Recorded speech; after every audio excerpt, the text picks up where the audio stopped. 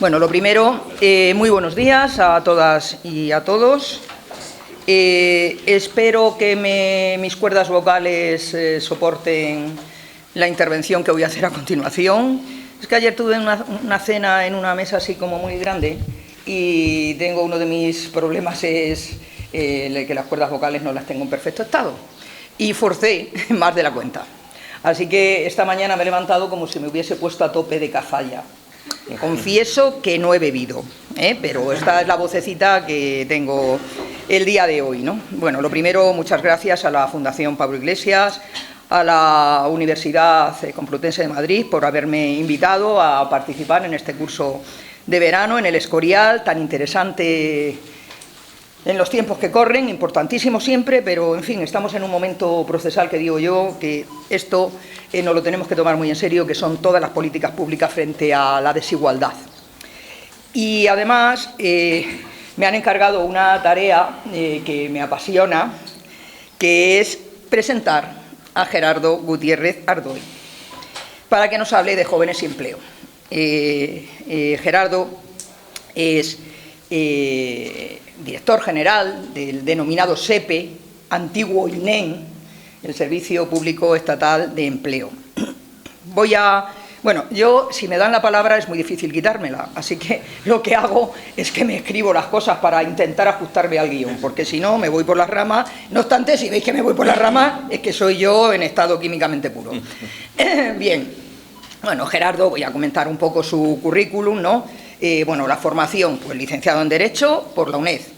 Tiene un máster en Empleo, Relaciones Laborales, Diálogo Social y a Diálogo Social en Europa por la Universidad de Castilla-La Mancha. Él es de Albacete, no lo he dicho, que ahí es donde le conocí, cuando yo era consejera de Trabajo y Empleo de Castilla-La Mancha ya por el año 2005-2007.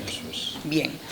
Bueno, pues tiene también un máster de Liderazgo y Gestión de Políticas Públicas por la Universidad Autónoma de Barcelona. Es experto en Seguridad Social por la Facultad de Relaciones Laborales y Recursos Humanos de la Universidad de Castilla-La Mancha. Importante también que sepa de Seguridad Social, porque mercado de trabajo, empleo, es vasos comunicantes con nuestra Seguridad Social, que, como bien sabéis, pues es un sistema de reparto y de solidaridad intergeneracional. Así que, dependiendo cómo tengamos la vida laboral, luego vamos a tener la vida de pensionistas. Y depende cómo vaya la vida laboral, en general, así está la caja de las pensiones, la Tesorería General de la Seguridad Social. Por lo tanto, importante que también Gerardo se haya formado en esta materia. En cuanto a experiencia profesional, pues es una persona que ha partido de la base de la función pública, lo cual está muy bien, para luego tener un cargo como el que él está desempeñando en estos momentos. Él es técnico de gestión de empleo del Estado y técnico de la Junta de Comunidades de Castilla-La Mancha, que está en excedencia. También pertenece al Cuerpo de Técnicos Superiores de la Junta de Castilla-La Mancha, en la especialidad jurídica, y a partir del año 1992, pues desde entonces ha prestado servicios en dos ámbitos. En el ámbito autonómico, en el Servicio Público de Empleo de Castilla-La Mancha, que en su momento además tuvo una entidad muy importante, el SEPECAN se llamaba, pero también el primero, antes de estar en el SEPECAN, él estuvo en el INEM. Es decir, que ha trabajado en cuestiones de empleo antes de las transferencias de las políticas activas de empleo, porque, como sabéis, todo lo que es la gestión de prestaciones sigue dependiendo, está centralizada en el SEPE, pero a raíz de las transferencias, bueno, pues se pasa a las políticas activas de empleo a las comunidades autónomas. Pero él tiene esa doble visión de haber estado primero en el momento en que todo dependía de la Administración Central, del INEM, y luego la visión como ya a posteriori tras las transferencias. De hecho, él fue de 2008 al 2011 director general de empleo en el que os comento, SEPECAN, en el Servicio de Empleo de Castilla-La Mancha. Y desde el 11 de julio, nada más y nada menos que de 2018, ostenta el cargo de director general del SEPE. Y digo nada más y nada menos porque yo no sé, Gerardo, si has batido el récord histórico. Has batido el récord histórico al frente del SEPE. O sea, no me he puesto a mirar exactamente el dato, pero me da la impresión que, por lo que conozco del pasado, es la persona que durante más tiempo ha liderado este servicio público de empleo. ¿Por qué? Pues porque, bueno, yo como le conocía, pues dije, bueno, al frente del... Es que, bueno, yo le fiché, bueno, le nombró el Consejo de Ministros, pero yo hablé con él cuando el tiempo, tras la moción de censura en el primer gobierno de Pedro Sánchez, que, bueno, pues tuve el inmenso privilegio y la inmensa suerte de que me encargase el Ministerio de Trabajo, Migraciones y Seguridad Social, pues yo a la hora de plantear al presidente quién se hacía cargo de este organismo autónomo, yo dije, tiene que ser una persona que tenga experiencia, que sepa cómo funcionan las comunidades autónomas, porque hay una conferencia sectorial de empleo que es fundamental, y la de formación, que es muy importante que las personas que estén, a mi juicio, yo respeto que cada responsable político nombre o proponga el nombramiento a quien quiera, pero yo creía que era importante una persona que tuviese la visión de las políticas activas de empleo de la comunidad autónoma, que tuviese el rodaje profesional que tenía Gerardo y ¿por qué? Y que yo le viese que podía gestionar lo que íbamos a tener entre manos. Iba a tener entre manos el Servicio Público Estatal de Empleo y había que adoptar toda una serie de medidas de emergencia, ¿de acuerdo?, que además en un tiempo récord, porque no sabíamos lo que iba a durar el gobierno, fijaos, luego de hecho duró poco, o sea, estuvimos medio año en gestión, vamos, siempre funcionando, ¿no?, pero es que parte del tiempo estuvimos en funciones, porque hubo que repetir las elecciones en 2019, tuvimos 2 elecciones. O sea, que en tiempo récord no sabíamos si iba a ser. Hombre, si llegara a ser 2 meses o 3, eso hubiese sido un drama. Pero bueno, tuvimos desde julio hasta principios bueno, fue año y medio, fueron como 8 o 9 meses, hasta principios del 2019, marzo, para sacar adelante normas y medidas, ¿vale? Ninguna ley, porque no nos dio tiempo, pero sí que fueron, que recuerde, importantes 3 reales decretos leyes, luego mencionaré uno muy importante, pero sacar adelante algunos planes, o sea, es decir, sabíamos que teníamos que meter el acelerador y para eso había que apostar por personas que tuviesen experiencia en la materia que iban a tener que gestionar. Y luego, claro, Gerardo también tiene una cualidad, que es politécnico, es lo que yo denomino los politécnicos, entre los cuales tengo el honor de estar, ¿no?, que somos personas que nos hemos gestado en la función pública a pie de obra, que conocemos lo que pasa en las oficinas, lo que se hace, que hemos gestionado nosotros, y luego, claro, tienes que ser también político, ¿no?, porque tienes que tener ese empuje, o sea, para impulsar políticas. Entonces, bueno, pues Gerardo daba ese perfil de politécnico, así que, bueno, pues aquí le tenéis.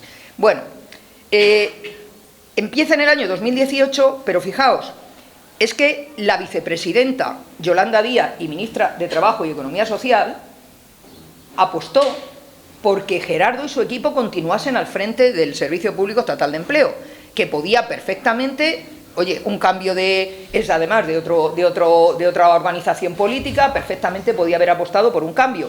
Bueno, pues apostó, y yo creo que muy acertadamente, por algo que os voy a comentar a continuación, apostó porque Gerardo continuase.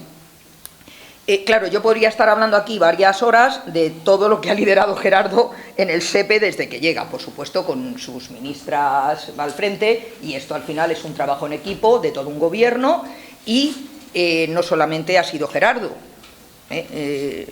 porque o tienes equipo o no puedes hacer absolutamente nada. Pero ahora después comentaré algunas personas que ha tenido en su equipo, y 4.500 funcionarios, por supuesto, que si no, no vas a ningún lado. Pero sí que yo querría destacar, en la etapa en la que coincidimos, él como director general y yo como ministra, pues tengo magnífico recuerdo del plan de empleo joven, que hubo que sacar adelante en tiempo récord, por supuesto con acuerdo en la mesa de diálogo social, siempre muy importante que todas las políticas de empleo y seguridad social, todas las que vayan avaladas con acuerdo en la mesa de diálogo social, suelen tener una vida más larga y más próspera que las que no se dialogan y no se acuerdan, ¿no? Un plan muy interesante para personas desempleadas de larga duración, bueno, el plan director por un trabajo digno, que también fue muy interesante.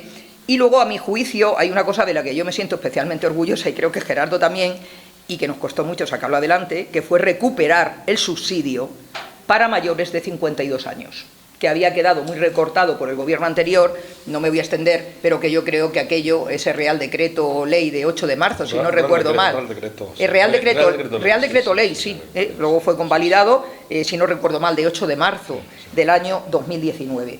Bueno, y ahora en la etapa como ministra de Yolanda Díaz, que él ha continuado, pues él ha tenido una participación, él y su equipo una participación muy importante para sacar adelante pues desde la Ley de Ordenación e Integración de la Formación Profesional, la Ley Orgánica 3/2022 de 31 de marzo, que da una visión global de toda la formación profesional, tanto digamos la reglada como la formación profesional para el empleo, y por supuesto tengo que recordar la reforma laboral, el Real Decreto Ley 32/2021 de 28 de diciembre, de medidas urgentes para la reforma laboral, la garantía de la estabilidad en el empleo y la transformación del mercado de trabajo, importantísima, que por suerte existe y por suerte, aunque todo es manifiestamente mejorable siempre, pero está dando unos importantes resultados en materia de contratación, bueno, por supuesto de negociación colectiva, pero de contratación, de estabilidad en el empleo, etcétera, etcétera, ¿no? Que, bueno, él luego nos comentará todo lo bueno que ha tenido esta ley para los jóvenes. Y luego también, pues, mencionar otras leyes más recientes y reales decretos leyes, como han sido la Ley 3/2023 de 28 de febrero de empleo, importantísima. Hay ya un Real Decreto que la desarrolla, que es el 438 de 2024, de 30 de abril, por el que se desarrolla la Cartera Común de Servicios del Sistema Nacional de Empleo y los servicios garantizados, importantísimo. Yo tuve la oportunidad de escuchar recientemente a Gerardo en unas jornadas que organizaron en Guadalajara para presentar el número 11 de Cuadernos del Mercado de Trabajo, pasado 24 de mayo, y vi con qué pasión y con qué convencimiento defendía esta ley y este Real Decreto y lo que ello conlleva, ¿no?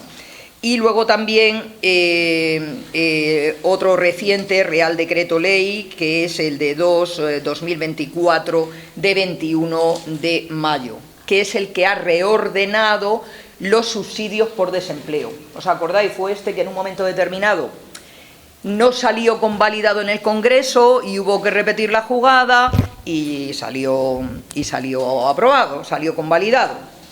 Bien, bueno, siendo pues todas estas iniciativas legislativas importantísimas, porque están teniendo, como digo, una incidencia muy positiva en el mercado de trabajo, en las prestaciones de desempleo y por lo tanto también en la vida de millones de personas, yo quiero destacar algo que ha hecho Gerardo y su equipo, y por supuesto con la ministra al frente, la ministra Yolanda Díaz, que fue toda la gestión que hicieron del SEPE durante la pandemia.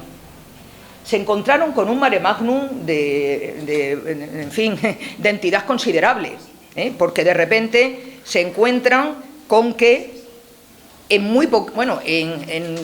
2020 y 2021, Gerardo, se multiplicó el trabajo, porque aparte de la gestión habitual de las prestaciones por desempleo y de los subsidios, se encuentran con que hubo 4.200.000 personas que estuvieron en algún ERTE. Ahí es nada, 4.200.000. Imaginaos que esas personas que estuvieron en ERTE hubiesen ido al paro, porque el desempleo creció mucho en el primer mes, no sé si fueron 900.000 puestos de trabajo perdidos y porque se puso coto a los despidos, si no esto hubiese sido tremendo. Bueno, pues fijaos, mantuvieron en respiración asistida, denomino yo, a 4.200.000 personas trabajadoras, a 600.000 empresas, porque no solo es que las personas trabajadoras durante el tiempo que estuvieron en el ERTE, en esa situación, estuviesen cobrando una prestación, que fueron más de 18.000 millones de euros durante ese tiempo, sino que las empresas estaban exoneradas de pagar la cuota, las medianas y pequeñas el 100% y las muy grandes un porcentaje muy importante de exoneración del pago de la cuota, que el otro día estuve revisando datos y fijaos, o sea, se pagaron, estuvieron en ese momento, fueron aproximadamente unos 8.000 millones de euros, más o menos, redondeando, se ahorraron las empresas de pagar cuota. Luego, a mí me gusta recordar, aunque eso no lo gestionó el SEPE, que hubo 1,5 millones de personas autónomas en este país que cobraron el paro de autónomos, el cese de actividad que se llama, y también durante el tiempo que cobraron el paro de autónomos había 3 millones y pico, 3 millones y poco de autónomos en ese momento. O sea, prácticamente la mitad estuvieron también en respiración asistida en algunos momentos cobrando esta prestación del paro de autónomos, del cese de actividad, y se ahorraron 3.720 millones de euros en cotizaciones y cobraron más de 7.000 millones de euros en prestaciones.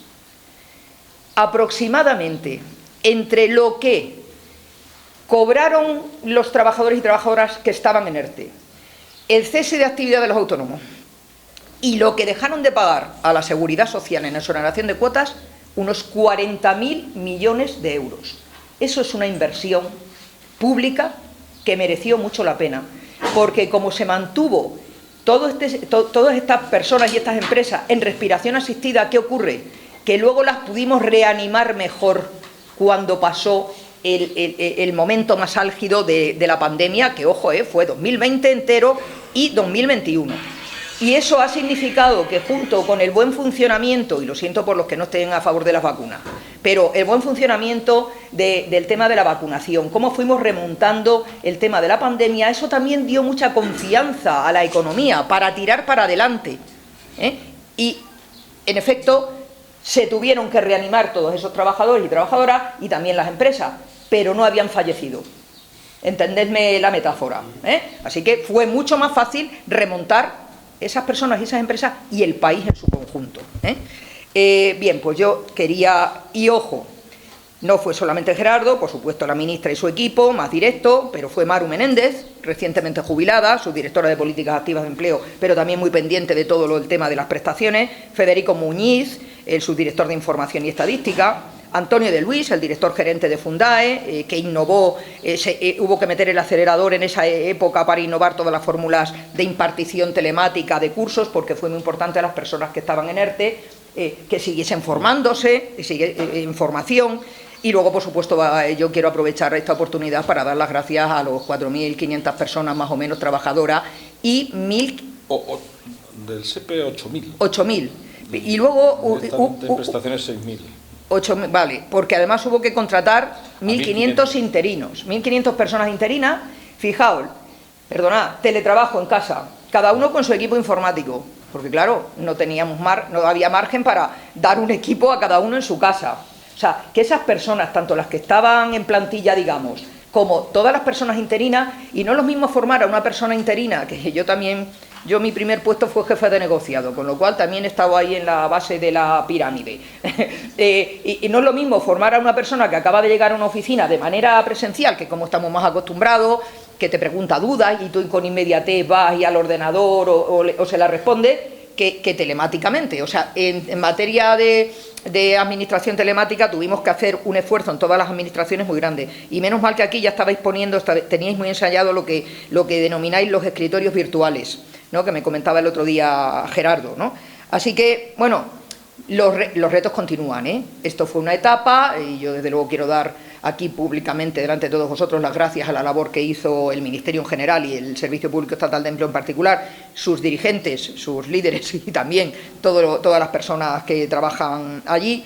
Y ahora sigue con retos, ahora tiene entre manos que se cree la Agencia Española de Empleo, creo que se llama así, Y luego, bueno, yo creo que también teníais todo el compromiso, Gerardo, que ahora seguro que vas a hablar de ello, creo, que es de cumplir con todos los compromisos que tenemos en el Plan de Recuperación, Transformación y Resiliencia, en el denominado Componente 23, y yo estuve echando ayer un vistazo de todos los compromisos que había ahí, y yo creo que prácticamente los tenéis todos cubiertos, así que, bueno, que por cierto, si no se cumplen esos compromisos, no nos van dando los pagos del Fondo de Recuperación, Transformación y Resiliencia. O sea, que es importante que los hitos que se han ido comprometiendo en materia de inversiones, pero también en materia de reformas legislativas, se vayan cumpliendo. Y hoy por hoy, a veces llegamos ahí in extremis, como ha pasado con el tema del Real Decreto Ley de la reordenación de los subsidios, pero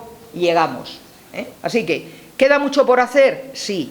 En empleo en general, en formación para el empleo, queda mucho por hacer y sobre todo, ahora que nos va a hablar del empleo en los jóvenes, pues es verdad que la tasa de desempleo en jóvenes sigue más elevada que la general es todavía elevada, no me voy a dar porque os va a dar el datos, los datos últimos que ha habido tanto de la EPA del primer trimestre como los recientemente, de esta misma semana, de paro registrado, la verdad que se ve que el mercado de trabajo va tirando para atrás, pero tenemos muchos retos. Uno de ellos, la calidad en el empleo, ha mejorado la estabilidad en el empleo, pero los sueldos, pues todavía, y sobre todo ciertas categorías profesionales y los jóvenes y demás, pues siguen teniendo, en fin, no son los sueldos los mejores que nos gustaría que fuesen, para poder tener una vida autónoma. Ayer hablasteis de vivienda, se va a hablar de formación, del ascensor social, en fin, que queda mucho camino por recorrer, pero sinceramente creo que vamos por el buen camino. Y Gerardo, ya me callo y te paso la palabra. Mil gracias. Bueno. Gracias.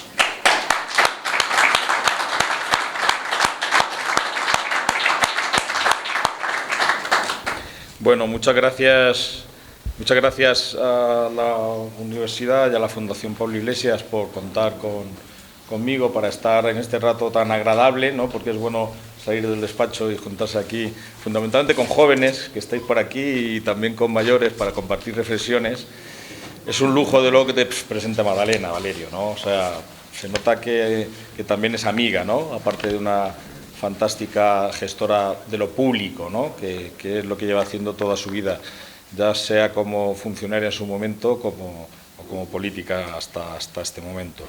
Entonces, bueno, pues muchas gracias, sinceramente, ¿eh? Bueno, me toca hablar un poco de empleo y jóvenes, ¿no? Veo ahí que son las 11 menos 25 en el reloj del compañero, así, más o menos por controlar el tiempo. Siempre que, en los tiempos estos que corren, ¿no?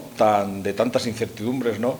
Con dos guerras, una aquí en Europa y otra en Palestina, ¿no? que tanto drama está provocando fundamentalmente en la población civil, ¿no? Con tantas incertidumbres, a pesar de todo eso y a pesar del ruido también que tenemos en el entorno, en el ámbito del empleo y en el ámbito de la economía en este país, seguramente por primera vez en la historia de la democracia al menos, pues, y con margen de mejora indudablemente, pero las cosas van moderadamente bien, ¿no? Hay algunas cosas que hay que corregir, pero hay algunos datos de los que aquí vamos a poder reflexionar y compartir con todos vosotros y vosotras que nos dicen que está habiendo una revolución silenciosa del mercado de trabajo y de la estructura económica de este país, ¿eh?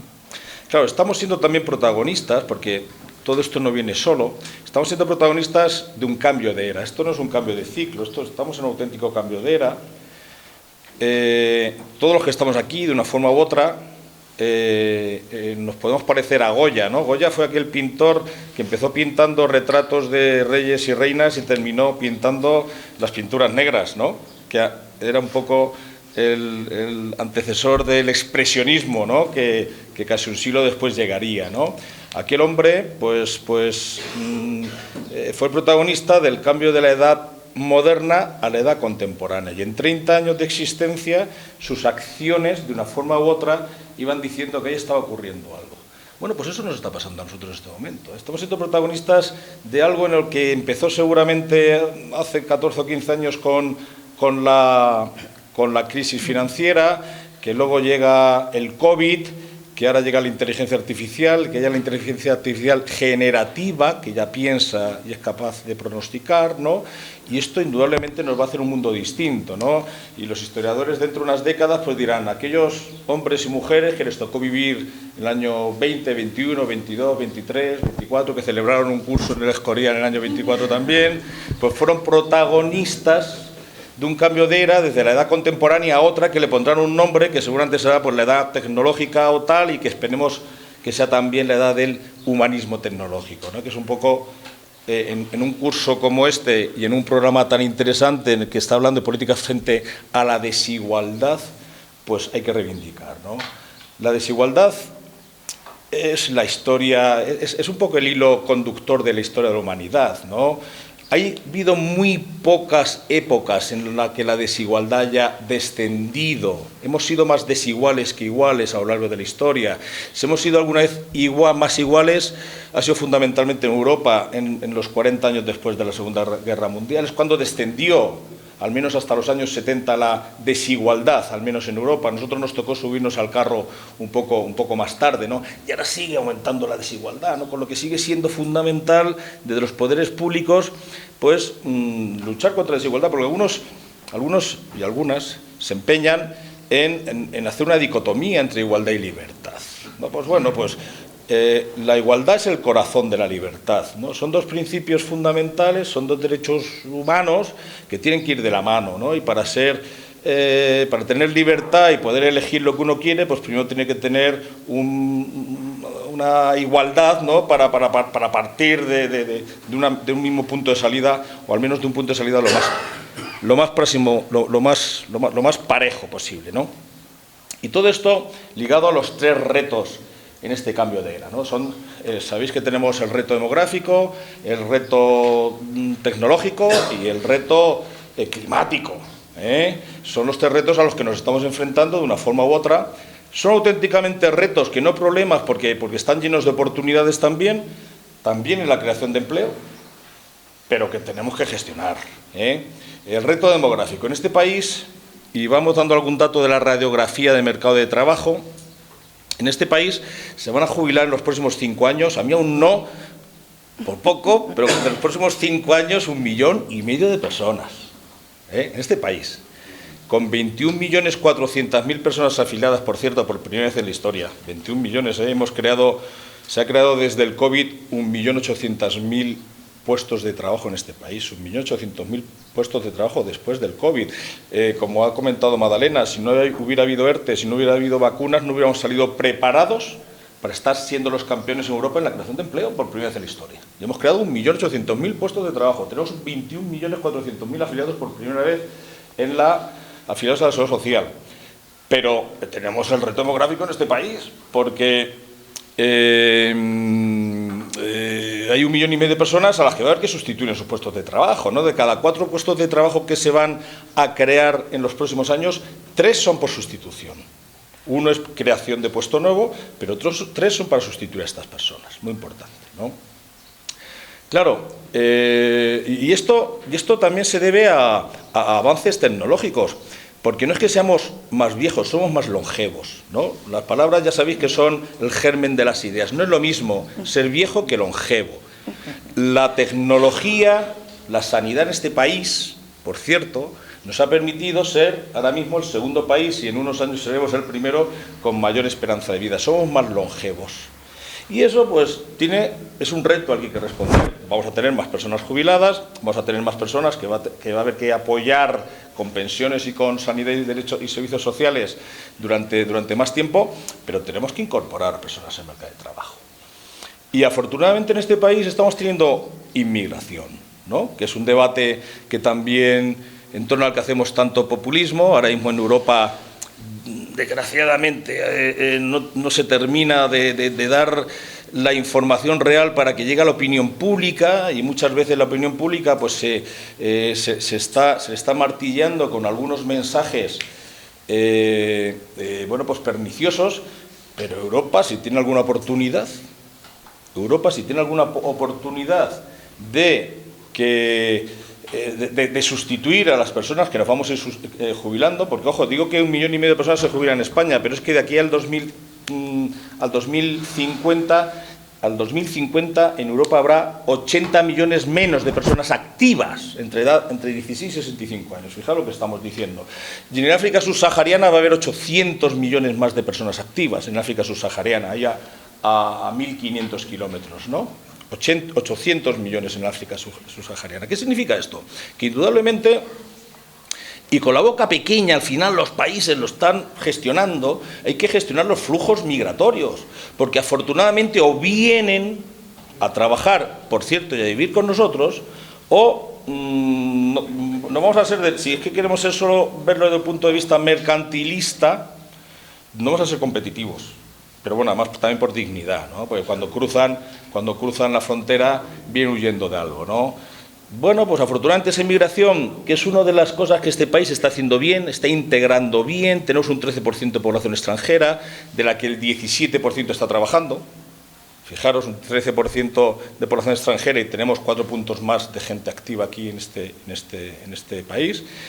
Mañana, yo no soy muy futbolero, pero mañana yo voy a ver a España-Alemania a Nico, ¿no? A Nico Williams, ¿no? Nico Williams, sabéis que su madre saltó la valla de Melilla, ¿no? Embarazada de su hijo mayor, ¿no? Que ahora está jugando con el Ghana, ¿no?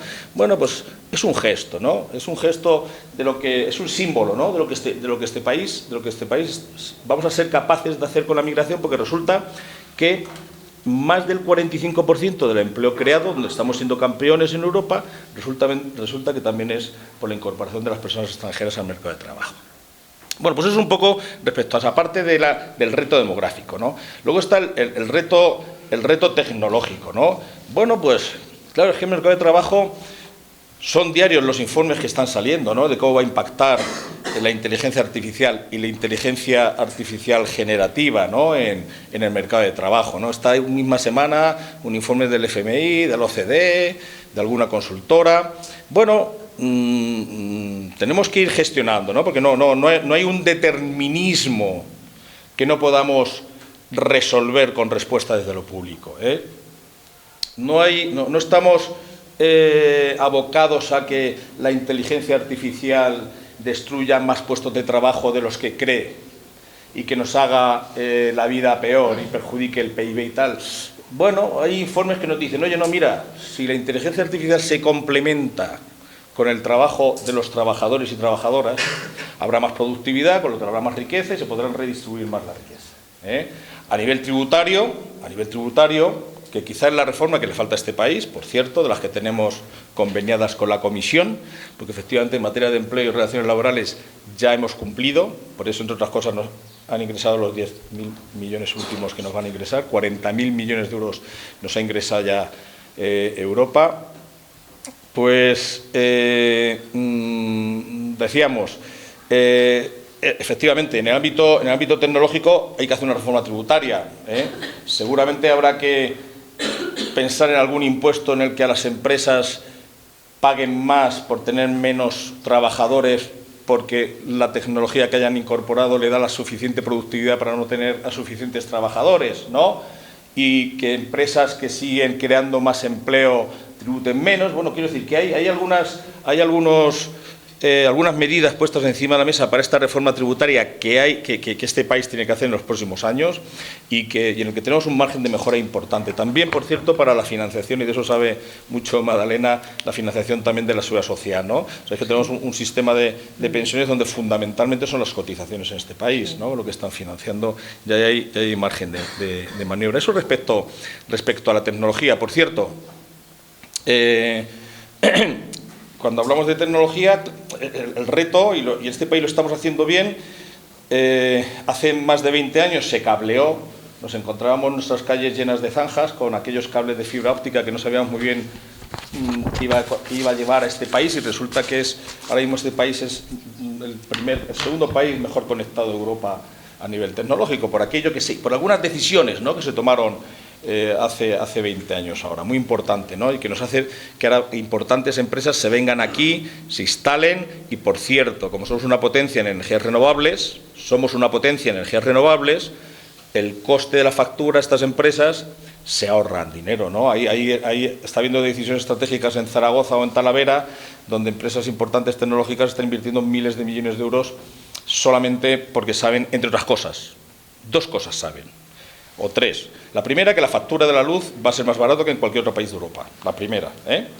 La segunda, porque hay masa crítica formada, hay jóvenes formados en este país, muy bien formados, donde se está reforzando la formación profesional efectivamente, y saben que van a encontrar trabajadores, y algunos en el ámbito tecnológico tienen que venir de fuera, y no pasa nada, ¿eh? Pues si hay que fichar a gente de fuera, se le ficha, y que vengan, por cierto, con la familia, ¿no? Porque el talento no viene en un contenedor, el talento viene en la mochila de las personas con sus familias, ¿no? Pues habrá que quizás es el único sector donde puede haber problemas de vacantes en este país. En este país, donde hay problemas de vacantes en otros sectores, es más por las condiciones laborales que por falta de trabajadores y trabajadoras.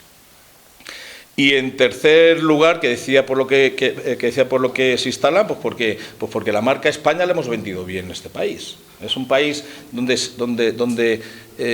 se vive bien, dice el anuncio del Ministerio de Agricultura, el país más rico del mundo. Pues claro, es que tenemos un aceite distinto en cada una de nuestras regiones, ¿no? Que lo podemos, eso es un lujazo que ojo, y ahora hemos llevado el IVA al 0%, porque es algo que no puede faltar en nuestras mesas, ¿no? Y todo esto está relacionado, todo esto está perfectamente relacionado. Y luego hemos dicho reto demográfico, reto tecnológico y reto climático. Habrá alguien que dude que hay un cambio climático en el mundo que nos rodea, pero bueno, con levantarnos por las mañanas, ¿no?, pues lo podemos observar. Ahí tenemos una oportunidad. Nos acaban de decir que aquí tenemos aerotermia. Creo que es el sistema de climatización que hay en este edificio, que tiene ya 300 años y en el que le han instalado por el suelo radiante la calefacción para el verano y el frío para el invierno, ¿no? Claro, son... Al revés. Perdón, la calefacción para el invierno. Por favor, que no nos pasa. Sí, la calefacción para el invierno y el frío para el verano, efectivamente, porque lo está comentando, efectivamente. Bueno, eso es una oportunidad, ¿no? Hay muchos perfiles profesionales que están surgiendo en este momento en el que se están surgiendo precisamente para responder a este reto climático. Y llegó la reforma, ¿no? Las reformas que nos tuvimos que el plan de recuperación, transformación y resiliencia y las distintas reformas que nos comprometimos con Europa, con la Comisión Europea, porque en este caso el plan Marshall afortunadamente no pasó por delante. Los que ya tenemos una edad, recordamos la película de Bienvenido Mr. Marshall, ¿verdad? Que Pepe Isbert, que es paisano mío manchego, donde su familia era de Tarazona-La Mancha, sus ancestros, en una plaza de un ayuntamiento vio pasar los coches negros, ¿no?, americanos, ¿no? ¿Vale? Afortunadamente eso ahora no ha pasado. Los coches se han quedado aquí en España, por cierto, con baterías fabricadas de litio aquí en España, con coches fabricados en España. Somos el segundo país en fabricantes de vehículos a nivel europeo, somos una potencia en el automóvil a nivel mundial, lo somos, fijaros, lo hemos dicho que somos una potencia en energías renovables, somos una potencia en fabricación de vehículos y otras muchas cosas, ¿no?, de las que luego vamos a sacar pecho, además del aceite de oliva también.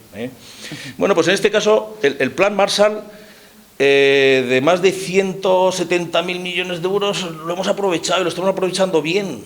Una de las razones por las que el Producto Interior Bruto no dejan de revisárnoslo al alza, organismos como el Fondo Monetario Internacional o la propia Comisión Europea, es porque estamos ejecutando bien los fondos. Es porque tuvimos los ERTEs, porque nos vacunamos y también porque estamos ejecutando mejor los fondos, ¿vale? Fundamentalmente, las cosas no son por casualidad, Y dijimos, bueno, pues a cambio de esos presupuestos, unas reformas. Y en el ámbito del empleo y relaciones laborales, la reforma laboral fue la primera, que indudablemente ha traído un cambio disruptivo al mercado de trabajo, a la dualidad de la temporalidad en este país. En poco más de 2 años estamos ya en porcentajes de temporalidad homologables al resto de Europa y que son las normales que hay que tener. Las relaciones temporales tienen que estar ligadas realmente a la causa de un contrato de que sea temporal, y si no, pues es indefinido, es fijo. Y por cierto, de los jóvenes, de cada 4 contratos que os están haciendo en los últimos años, 3 son indefinidos. Muy importante, muy importante. Donde más está creciendo el empleo en los tramos de edad es en los jóvenes. Con carácter general, el empleo en este país está creciendo por encima del 9%. Pues en los jóvenes, que presentamos los datos el martes pasado, un 15,5%. O sea que en el tramo de edad de menores de 30 años está creciendo más el empleo incluso que en el resto de tramos de edad. Además, se está haciendo más digno el trabajo porque de cada 4 contratos, 3 son indefinidos. Además, como se ha subido el salario mínimo interprofesional a un 54%, como precisamente son los jóvenes, porque son los que empiezan a trabajar, los que tienen más salarios ligados al salario mínimo interprofesional, el salario es más alto indudablemente que hace unos años. Problemas que hay que resolver, indudablemente, está claro, el de la vivienda, ¿no? Y creo que en alguna de las ponencias que tenéis aquí... Ayer fue, ¿verdad? habéis hablado del tema y es algo a lo que es uno de los retos a los que hay que responder. Pero eso con medidas políticas que se pueden impulsar se puede hacer, ¿eh?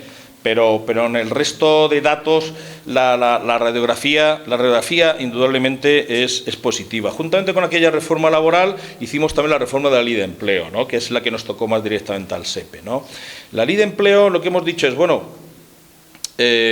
como sabemos que uno de los pilares del estado del bienestar, que es lo mejor que ha inventado el ser humano en este mundo, ¿no? Pues además de la educación, de la sanidad, de los servicios sociales, pues tenemos que incorporar que el acompañamiento personalizado, que la orientación laboral a lo largo de toda la vida también es un pilar de los derechos del estado del bienestar. Y eso lo hemos incorporado a la Ley de Empleo. Hemos incorporado los servicios garantizados como auténticos derechos subjetivos que tienen que ver con la orientación, con la tutorización, con el ofrecimiento de la formación, con el acompañamiento, como digo, a lo largo de toda la vida laboral. Y cada vez más a los trabajadores ocupados también, no solamente a los desempleados. Y, por supuesto, la pequeña y mediana empresa de este país, ¿no? En este país, la pequeña y mediana empresa, las empresas de menos de 50 trabajadores son las que tienen contratado al 67% de las personas en este país. O sea, que la pequeña empresa y mediana es la que crea empleo en este país, no nos olvidemos, muy importante. Y la tenemos que acompañar, porque además en las empresas de menos de 50 trabajadores también son más los contratos indefinidos que se hacen. Es que las empresas mayores, dentro de que ahora hay menos contratos temporales, hay menos indudablemente, pero donde se están acumulando las bolsas son las empresas de más de 50 trabajadores, paradójicamente. Y las pequeñas, como además tienen un problema especial de mantenimiento de los puestos de trabajo, porque hay movilidad laboral, pues están dignificando y consolidando empleos indefinidos. Eso es importante, ¿no? Y hay que hacer un guiño, y como digo, ese acompañamiento personalizado con esos servicios garantizados, derechos subjetivos para las personas y servicios garantizados para las personas, para las empresas, sobre todo la pequeña y media empresa, que necesita cada día más asesoramiento para la gestión de sus ofertas, para la detección de sus necesidades formativas. Es que ese 1,5 millones de personas que se van a jubilar, vamos a tener que formar a las personas que la van a sustituir en las competencias nuevas. Y eso el pequeño empresario que levanta todas las mañanas la persiana poco tiempo tiene para pensar en eso. Habrá que decírselo, ¿no? Habrá que apoyarlo y decirle, oye, mire, yo creo que se le jubila con 65 años Pepito Pérez, que ha trabajado 40 o 45 años a lo largo de la vida laboral, pero las competencias de esta persona que se jubila, y usted que tiene aquí pues una ferretería, una pequeña empresa de soldadura, las competencias profesionales de la persona que usted tenga que coger seguramente son distintas, ¿no? Y la vamos a tener que ir formando. Bueno, pues ese servicio hay que hacérselo también a la pequeña y media empresa. Y eso es lo que hemos incorporado a esta Ley de Empleo fundamentalmente, aparte de mejorar en la financiación y reforzar la dimensión local de empleo y ese decreto de desarrollo de los servicios garantizados, que además se publicó en el BOE el 1 de mayo, ¿no? Que fue una fecha también estupenda para nosotros, ¿no? Que además hemos valorado económicamente lo que valen estos servicios garantizados. ¿Por qué? Porque en este país, es que en el 2012, como estamos donde estamos, y organiza esto quien lo organiza, y venimos de donde venimos, es que en el 2012, en la crisis anterior, en el 2012, con el cambio de gobierno que hubo en el 2012, desde el Estado lo que más se redujo fue la inversión en políticas activas de empleo. De un año a otro fue el 50% de presupuesto lo que bajó en el 2012. De lo que se había cobrado en el último gobierno socialista del 2011, por cierto, a lo que en el presupuesto dibujó el nuevo gobierno de Mariano Rajoy en el 2012. El 50% de las políticas activas de empleo, ¿vale? Y luego las quieren evaluar y valorar y decir que por qué en un momento dado no funcionan como tienen que funcionar. ¿Qué es lo que hemos hecho con la Ley de Empleo? Bueno, vamos a evaluar esos servicios garantizados, esos derechos subjetivos, vamos a ver lo que cuestan. Vamos a ver lo que cuestan, primero para saber que con el presupuesto que tenemos si lo vamos a poder financiar o no, y que todo el mundo, venga quien venga, sepa lo que va a costar. Y es muy barato. Estos servicios garantizados y derechos subjetivos son 1.500 millones de euros. Dicen que es de necios confundir valor con precio. ¿Por qué? Porque en este caso es muy barato, pero tiene un valor enorme que hayamos sido capaces de decir, no, es que una tutoría cuesta esto, es que una orientación personalizada cuesta esto, es que las acciones formativas cuestan esto. Y el presupuesto que hay que reservar al menos todos los años para mantener este pilar del estado del bienestar nuevo que estamos construyendo, juntamente a la sanidad, a la educación, a los servicios sociales y el acompañamiento ligado, las políticas de empleo ligados al acompañamiento, pues para que sepamos que se puede financiar. Si hay médicos, si hay personal sanitario que sana, si hay personal docente que educa, tiene que haber personal orientador que oriente, ¿vale? Tenemos un reto importante y donde tenemos que mejorar los servicios de empleo y donde hay un nicho de empleo muy importante para los jóvenes en el personal orientador y profesionalización del personal orientador, ¿vale? Porque estamos en ese momento en la historia de la humanidad donde es más fácil a golpe de clip de coger información, pero también una información, como decimos en La Mancha, que lleva liebre, ¿no? Una información que te llega y te puede hacer tomar medidas equivocadas en tu itinerario profesional y formativo, ¿no? Y necesitamos el factor humano, necesitamos al personal orientador y profesional en el ámbito público y en la colaboración público-privada, que también hay que reforzar, y en la colaboración público-privada que hay que reforzar, que nos ayude a interpretar bien estos datos, ¿no? Y ese es un poco el alma de esa reforma de la ley de empleo. Como ha recordado Madalena, el último Real Decreto Ley que se ha aprobado es el del nivel asistencial, es una reforma estructural del nivel asistencial. Definitivamente en este país se han incorporado fórmulas para complementar las políticas activas de empleo con las políticas de protección por desempleo, nunca políticas pasivas. Lo de políticas pasivas es una cosa ancestral ya, ¿no? El concepto, ninguna política es pasiva nunca. La política de protección por desempleo, que tiene que ver con todo el nivel de la prestación contributiva y la prestación no contributiva, con el nivel asistencial, hemos incorporado algunas herramientas incluso para hacer compatible el subsidio por desempleo con el trabajo durante 6 meses, ¿no? Y vamos a ver cómo funciona y también lo vamos a evaluar. Bueno, pues esto es un poco la radiografía, ¿no? ligada a las reformas que hemos comentado, ¿no? La importancia, y lo hemos dicho al principio, que tiene que ver con preservar la igualdad en el ámbito de la aplicación de la inteligencia artificial y todo lo que tiene que ver con la nueva tecnología. Ahí nos la jugamos y por eso hay políticas tan potentes desde el Gobierno en el que no haya ningún territorio sin conexión, porque si no habrá puntos de desigualdad ahí, en el que no haya personas suficientemente formadas en materia tecnológica para que nadie se quede atrás, y ahí se está haciendo un esfuerzo bárbaro en formar en competencias digitales a las personas. Hemos subido en estos últimos años 2 puntos en el índice DESI, ese que mide el índice tecnológico de una sociedad. Lo hemos subido fundamentalmente porque la Administración nos hemos modernizado, innovado dentro del conjunto a nivel mundial de forma muy potente y porque poco a poco se va formando en competencias digitales también a la población de este país. Tenemos, y con esto paso a algunas de las inversiones ligadas al Plan de Recuperación, Transformación y Resiliencia. Allí tenemos algunas inversiones para jóvenes, que ahora voy a hablar, pero hablando de competencias digitales, tenemos una inversión fantástica en la que hemos formado a más de 180.000 mujeres del medio rural que estaban trabajando en el programa de fomento del empleo agrario, el plan de zonas rurales deprimidas que tenemos en Castilla-La Mancha. Fíjate qué nombre, habrá que cambiárselo, rurales deprimidas, ¿no?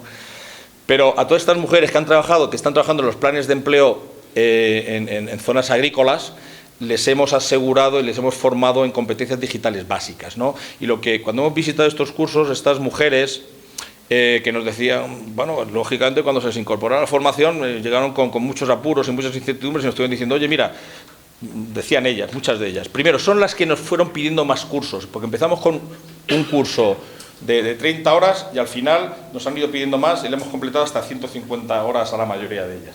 Pero además nos decían, y era conmovedor, ¿no? Dice, bueno, ya hasta sé a mi hijo enseñarle, usar el móvil, ¿no? Porque los chiquillos y las chiquillas, pues saben usar el móvil a nivel de WhatsApp y todas esas cosas, pero un poco más, como bien sabemos, ¿no? Y el uso útil de la tecnología, ¿no? Pues lo están aprendiendo, ¿no? Lo están aprendiendo, es importante.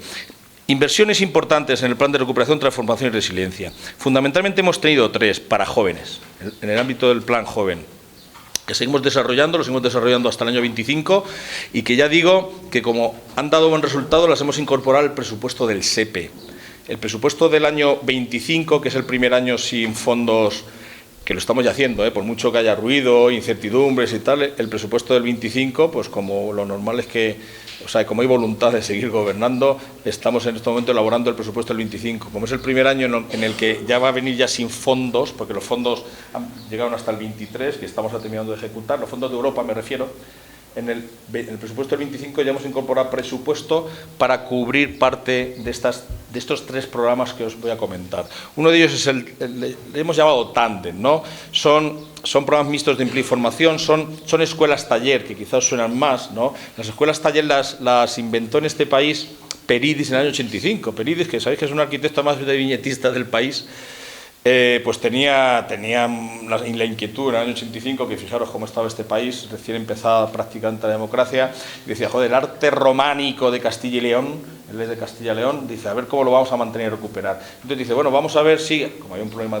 también de paro muy gordo, muy importante, por supuesto, mucho más que el que hay ahora, dice, bueno, pues a ver si un programa en el que una persona que al tiempo que esté aprendiendo un oficio también lo esté trabajando, ¿no? Y esa formación dual Made in Spain, por cierto, formación dual Made in Spain, en la que una persona trabajando al tiempo está aprendiendo, son las famosas escuelas taller, que llevan funcionando más de 30 años, que tan buen resultado ha dado y tan buenos profesores ha traído este país. Las hemos incorporado con el nombre de Tándem, por aquello del empleo y formación, ¿no? De esas 2 fuerzas motrices que se mueven de forma simultánea, en el que hemos incorporado especialidades de las que nos está pidiendo el mercado de trabajo, como energías renovables y otras muchas, ¿no?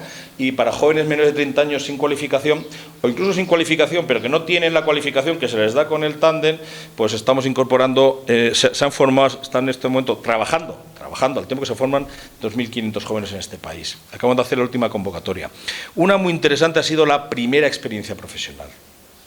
Que además, lo de la primera experiencia profesional surgió porque un grupo de jóvenes, durante la pandemia, pues un día dicen, oye, tenemos un proyecto, y por allí llegaron a contárnoslo. Dice, oye, creemos que tenemos que tener una oportunidad para conocer la administración, dijeron aquellos jóvenes. Dice, oye, aparte de una primera experiencia profesional, queremos conocer la administración para que haya un acercamiento de las personas jóvenes a la administración, porque es verdad que siempre, de un tiempo a esta parte, ha habido reparos, ¿no? Bueno, pues se diseñó este programa, que es un programa de hasta 12 meses de duración, en el que se hace un contrato en prácticas en base a la titulación que el joven tiene, ¿no? La joven tiene, ¿no? Y que además se hacen las administraciones públicas con el objeto de que les sirva, aparte de la experiencia que tienen y con calidad, pues que les acerque a la administración, y muchos de ellos sabéis lo que está ocurriendo. A lo mejor aquí estáis, alguno. Están incluso preparando posiciones. ¿Tú eres de primera experiencia profesional? ¿Dónde estuviste? ¿Perdón? En el Diputación, ya aprendiste. Fue buena la experiencia. ¿Te ha animado a hacer oposiciones? Ah, amiga, ¿veis? Este era el objeto. Este era el objeto. Y más ahora que antes de ayer se aprobaron 40.000 plazas de oferta pública de empleo. La oferta pública de empleo más importante que ha tenido este país, ¿no? Es que tenemos que remozar a la función pública, ¿no? Yo en el SEPE no soy de los mayores, pero no soy más joven. ¿Edad media cuál? Bueno, en el SEPE, no, dilo. 54 años andará. La Seguridad Social, no sé si está en 57 de media. Sí. Que vamos a ver, que son edades muy buenas, sí. Pero que la renovación generacional hay que ponerla en marcha, claro. Si no esto acaba. Pues así hemos formado, o sea, se da empleo y esa primera experiencia a casi 10.000 jóvenes, muy importante, ¿no? Ese programa, como digo, ha venido para quedarse, tanto en el ámbito de la Administración General del Estado como de las comunidades autónomas. Y un tercero caso fundamental, y las universidades están especialmente satisfechas con ese programa, es el le llamamos el Investigo, ¿no? Que hemos hecho financiar a investigadores en proyectos de hasta 24 meses. A sueldo digno, financiado por la Administración en este caso, ¿no? A sueldo lo que tiene que cobrar un investigador, ¿no? Porque sabéis que los investigadores y las investigadoras pues, se nos han ido y se nos van con demasiada facilidad de este país, ¿no? Pues hemos formado unos 11.000 investigadores, contratado, y están trabajando en proyectos de innovación e investigación, fundamentalmente en las universidades y en algunas fundaciones ligadas a importantes empresas. Se están formando en este país también y, como digo, han venido para quedarse. Eso los tres programas que hay en el ámbito del plan de recuperación. Muy importante que tenemos que tener en cuenta también respecto a los jóvenes y las jóvenes para menores de 30 años es lo que se conoce como el Sistema Nacional de Garantía Juvenil, ¿vale? El Sistema Nacional de Garantía Juvenil nació en el 2014, nació en Europa. Y bueno, pues en el 2014, como tantas cosas que nacieron en aquel año, pues empezó al trantran, ¿no? Se ha reforzado la financiación. Tenemos presupuesto que el Estado ha puesto el 50% del presupuesto que ha venido de Europa, del Fondo Social Europeo, para el Sistema Nacional de Garantía Juvenil. Tenemos unos 3.200 millones de euros para financiar políticas en favor de jóvenes menores de 30 años hasta el 2027. Es decir, que tenemos un plan a medio plazo hasta el 27 fundamentalmente para jóvenes, ¿no? En el marco del Sistema Nacional de Garantía Juvenil, que sabéis que hay un espacio en el que uno se puede inscribir, ¿no? Que seguro que algunos de vosotros y vosotras lo está haciendo, y os animo a hacerlo, ¿no? Porque ahí, bueno, pues caben tanto las personas sin cualificación, los jóvenes sin cualificación, como, bueno, puede surgir también alguna oportunidad de ahí a los jóvenes con cualificación. Una cosa importante respecto al paro registrado, que hicimos público el otro día, ¿no? Estamos en la cifra más baja de jóvenes inscritos menores de 30 años, tenemos a 358.000 jóvenes menores de 30 años ahora mismo inscritos. El 85% de los inscritos tienen educación obligatoria o menos. Es decir, que la formación es un pasaporte para incorporarte antes y mejorar el mercado de trabajo. Repito el dato, el 85% de estos 358.000 jóvenes inscritos tienen educación obligatoria o menos, ¿vale? Bueno, pues porque nos cuesta más actualmente colocarlos, ¿no? Y ofrecerles oportunidades, ¿no? Aunque el mercado esté más dinámico, cuesta más, ¿vale? Una precisión sobre la tasa de desempleo en este país, ya que hemos hablado, porque es verdad que los jóvenes, la tasa de desempleo en este país está en unos 10 puntos por encima de la media europea, un 26,5%, la tasa de paro en este país está en un 12%, hemos bajado de forma progresiva en estos últimos años, indudablemente, y la tasa, al menos de este país, a finales del 26 posiblemente esté por debajo de los 2 dígitos, posiblemente a finales del 26 o principios del 27 esté por debajo del 10%, muy importante, en las proyecciones que hay. Funcas, por ejemplo, ha hecho Raymond Torres, que lo leeréis los domingos en El País, pues una proyección que ha hecho Funcas de la tasa de desempleo, que en el 27 tendremos menos del 10%, eso es muy importante. Este país casi, durante toda la época de la democracia, casi hemos estado siempre por encima de los 2 dígitos. ¿Pero por qué este país tiene una tasa de desempleo mayor? Bueno, aparte de los problemas estructurales que podemos tener, hay 2 factores fundamentales, ¿no?, que están poniéndose ahora a nivel de investigación encima de la mesa, ¿no?, y que muchas veces en este país es que tenemos mucha más población activa que en el resto de Europa, mucha más población activa, es decir, mucha más población entre 16 y 65 años que entiende que puede trabajar y se inscribe en los servicios de empleo, o en la EPA dice que efectivamente está buscando empleo, ¿vale? Se ha activado, ve que positivamente hay oportunidades. Estamos en 4 puntos por encima en la población activa en este país con respecto a la media europea. Claro, eso lógicamente conlleva un aumento de algunos puntos de la tasa de desempleo.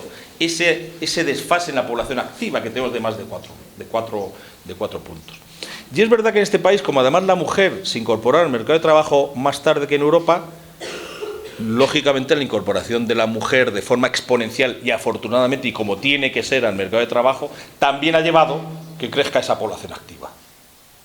Algo que en Europa tenían ya asumido, porque en los años 50, 60 y 70 ellos ya tenían incorporado a los hombres y a las mujeres con carácter igualitario. Es importante esto, ¿no? Además, como que esto es un ambiente universitario y un ambiente riguroso y en el que hay que hacer este tipo de reflexiones, pues claro, decimos, ¿por qué hay tanto desempleo en España? ¿Por qué estamos por encima? Esa es una de las razones. Y luego hay otra cosa importante. En este país no hay un problema general de desempleo. Hay un problema general de desempleo, un problema de desempleo en algunas comunidades autónomas y dentro de algunas comunidades autónomas, dentro de algunas provincias. Tenemos a comunidades autónomas ya con tasas de desempleo homologables con el desempleo de Francia, por ejemplo, ¿no?, por decir un país que el domingo se la juega, ¿no? Cantabria, Euskadi, Navarra, Aragón, la Comunidad de Madrid, la Comunidad de Cataluña tienen tasas de desempleo homologables a Europa. Quiero decir, y luego incluso dentro de algunas provincias, en Castilla-La Mancha, por ejemplo, Guadalajara, tiene una tasa de desempleo ahora, bueno, pues que no está mal, alguna. Entonces, bueno, digo que por eso decimos que se está corrigiendo. Y todo esto obedece a esa revolución silenciosa del mercado de trabajo y la estructura económica que estamos teniendo en este país. Es que vamos a terminar siendo el Texas de Europa. es que en cuanto hagamos la conectividad a través de... cuando los franceses nos dejen, que es que ya sabéis que son muy suyos, ¿no? Y como tienen energía nuclear les cuesta, ¿no? Pero sabéis que hay un proyecto transnacional a nivel europeo para que haya un tubo para que llegue a Marsella, Bueno, pues en cuanto eso lo haga, nosotros vamos a exportar energía, igual que Texas exporta su petróleo al resto del mundo. Y por eso ganó Reagan en su día y los Bush y todo aquello, ¿no? Cuando Jimmy Carter en los años 70 había avanzado en energías renovables, en placas fotovoltaicas en muchas viviendas americanas en los años 70, pues claro, hubo un lobby del petróleo de tejano que dijo esto no puede ser. Y entonces pues llegó pues Reagan y los Bush y tal, que son de Texas, por cierto, ¿no? Te lo digo porque todo esto tiene su relación, ¿no? Bueno, pues nosotros vamos a exportar a Europa energía renovable. Vamos a exportar a Europa energía renovable. Y como hemos dicho antes, las empresas se van a ir aquí a factura cero. Voy a ir acabando. ¿Y cómo se sitúa España en general ante todo esto? El otro día, Ramón Torres, en una ponencia que tuvimos la oportunidad de invitarlo, dijo, en España hay 3 cosas que están funcionando bien, que algo ya hemos comentado aquí, pero un poco nos sirve como resumen. Los sectores estos en los que estamos siendo punteros, las energías renovables. Fijaros, un dato que dio el otro día, la balanza de pagos del sector de servicios, sin contar a la hostelería, está en 2,5% en positivo. Fijaros que esto no ocurrió nunca en este país. ¿Qué estamos diciendo? Que el sector servicios, que en este país fundamentalmente ha sido la hostelería, se está reconvirtiendo con esa revolución silenciosa. Gracias a los jóvenes y las jóvenes que os estáis formando en tecnología y que sois más innovadores, estamos exportando conocimiento en el ámbito tecnológico y en la balanza de pagos, que ahí siempre estábamos en lo negativo o estamos en lo positivo porque sumábamos sobre todo a la hostelería, ahora resulta que la balanza de pagos del sector servicios, sin contar la hostelería, estamos en más 2,5. Francia está en menos 2,5. Es que las cosas no ocurren muchas veces por casualidad, ¿vale? Eso es muy importante. Ese dato, guardáoslo, Balanza de pagos del sector servicios sin hostelería, más 2,5. Eso en este país no había ocurrido. ¿Y eso por qué es? Porque tenemos a empresas que están generando empleo de calidad. La sección de vida laboral que más está creciendo, si la media del crecimiento del empleo está siendo un 9% en este país, los menores de 30 años un 15%, en la actividad de educación, de tecnologías de la información y la comunicación, de sanidad, están creciendo en torno al 23% la afiliación, en torno al 23%.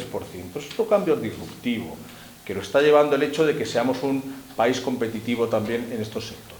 Un segundo punto en el que especialmente positivo ha sido la capacidad de integración de inmigrantes del que hemos hablado antes. Tenemos una capacidad de integración en este país que, a pesar del ruido y a pesar de algunos discursos en algunos ámbitos, lo estamos haciendo relativamente bien y esto tenemos que cuidarlo. Esto el Reino Unido y Francia les tocó hacerlo en los años 50 y 60 y luego, como no han gestionado lo que tenían que gestionar, algunas de las cosas que están ocurriendo en Francia tienen que ver con eso. Porque claro, se han arrinconado a determinados descendientes de tercera generación que no eran originarios franceses, pues, y si no han distribuido servicios sociales en determinados ámbitos, pues tienen problemas como están teniendo, ¿no? Hay una película estupenda hace poco de un director francés, ¿no?, que se llama... no recuerdo ahora mismo, que relata esto estupendamente. Está ahora mismo en la cartelera, no en la cartelera de los cines comerciales, está pues en el cine Embajadores, por ejemplo, ¿no?, que sabéis que tiene cine que no es comercial. Es que no me acuerdo mismo del nombre, pero ahora me acuerdo del nombre. Es que, Los Intocables, eso es, sí, efectivamente. ¿La vida de un hombre que es discapacitado? No, es la vida en los barrios marginales de París, de la población fundamentalmente inmigrante, en los guetos en donde los han ido metiendo. Refleja perfectamente esta idea, ¿no? Bueno, pues en este país, poco a poco, resulta que a principios del siglo XXI teníamos un 2 o un 3% de población inmigrante solo en este país, O sea, aquí que estáis todos muy jovencitos y jovencitas, del 2001-2002 no habéis nacido muchos. Pues en este país tenía un 2% de población inmigrante solo, ¿eh? Ahora tenemos ya un 13%. Ahora estamos en un porcentaje similar a otros países de Europa, ¿no? Alemania tiene un poquito más.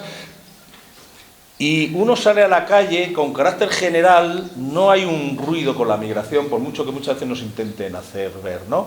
Este es un valor positivo en este país, que lleva consigo a que los incorporemos a la población activa y que el 43% del empleo creado venga de las personas extranjeras y los que tienen que venir por lo que hemos contado antes. Ese es el segundo punto positivo. Y el tercero es el diálogo social y la negociación colectiva. Eso es, en este país, en estos últimos años ha habido 20 acuerdos, este último año y durante toda la democracia, pero estos últimos años también, 20 acuerdos de diálogo social. Lo que se acuerda, y lo ha comentado antes Magdalena, eso cuesta más, hay que beber más agua, uno se queda ronco y ronca, pero el acuerdo al que se llega es mejor y perdurable. Y luego, gobierne quien gobierne, lo mantiene, ¿vale? Porque aquí ya sabemos que la reforma laboral, como salió con el acuerdo unánime de los agentes sociales, gobierne quien gobierne, se va a mantener, porque ya lo han dicho, hasta la patronal ha dicho que eso ya es intocable. Y a este país, eso cuando desde fuera se nos mide por el nivel de riesgo, el diálogo social puntúa en positivo y dice, no, en este país es que los convenios colectivos llegan a 10 millones de trabajadores. Los convenios colectivos, independientemente del nivel de afiliación, que es bajo, desgraciadamente, de los sindicatos de clase, desgraciadamente, pero lo que negocia UGT, comisiones, COE y CEPIME en las comunidades autónomas y provincias de este país llega a 10 millones de trabajadores. Y eso es paz social, y eso es muy importante, y eso no se construye de la noche a la mañana. Tenemos tres ámbitos en los que tenemos que reforzarnos, ¿no?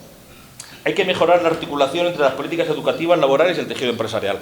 Tenemos que responder mejor a las necesidades laborales que tienen y formativas que tienen las empresas. Somos conscientes, ¿no? Y en ello estamos trabajando. Hay algunas herramientas de inteligencia artificial, por cierto, que estamos incorporando a los servicios de empleo para detectar mejor esas necesidades formativas. Hay que mejorar y equilibrar la fiscalidad. Antes lo hemos comentado. En este país, si hay una desigualdad, entre otras, indudablemente es de la carga fiscal, ¿eh? Y ahí no voy a entrar porque no es objeto de... Y hay que mejorar la accesibilidad a la vivienda, también lo hemos comentado. Esas son las tres debilidades fundamentales que tenemos en este país. Pero las tres fortalezas que tenemos son más difíciles de construir que estas tres debilidades. ¿Qué queremos decir? Yo otro día Raimón lo decía. Un sector puntero tecnológico de energías renovables no lo creas de la noche a la mañana. Hace falta, como aquí, que llevamos 20 años haciéndolo. La capacidad de integración de los inmigrantes no se construye de la noche a la mañana, lo llevamos haciendo 20 años. El diálogo social lo tenemos madurado de los pactos de la Moncloa, hace 45 años, en el 78. Bueno, pues vamos a mejorar la articulación de la detección de necesidades formativas, si estamos en ello, vamos a mejorar la fiscalidad, y es una reforma que tiene María Jesús, la ministra de Hacienda, pendiente, y vamos a mejorar la accesibilidad a la vivienda, como ayer Isabel Rodríguez no pudo venir ella. Nos recordó. No pudo venir. Vino la secretaria de Estado, Leire Iglesias, ¿no? Sí. Claro, porque tenía una reunión muy importante sobre este tema, por cierto. No, sí, tenía una reunión de tema de vivienda, claro, y no pudo venir.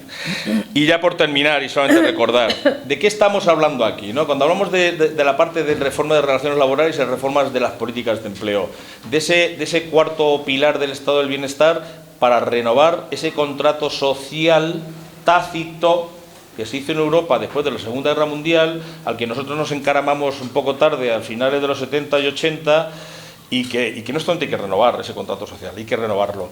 Y todo esto, que está en el boletín oficial del Estado, porque hemos aprobado 102 reformas, es que hemos aprobado 102 reformas, por eso tenemos 40.000 millones de euros en el Tesoro Público ingresados, con boletín oficial del Estado, con presupuesto y con voluntad política, pues ese contrato social tácito lo estamos mejorando. Muchas gracias. Muy bien.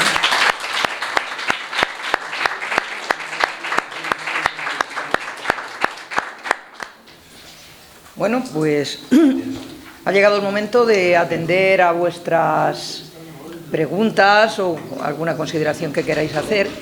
Yo voy a permitirme el lujo, como me toca moderar, de hacer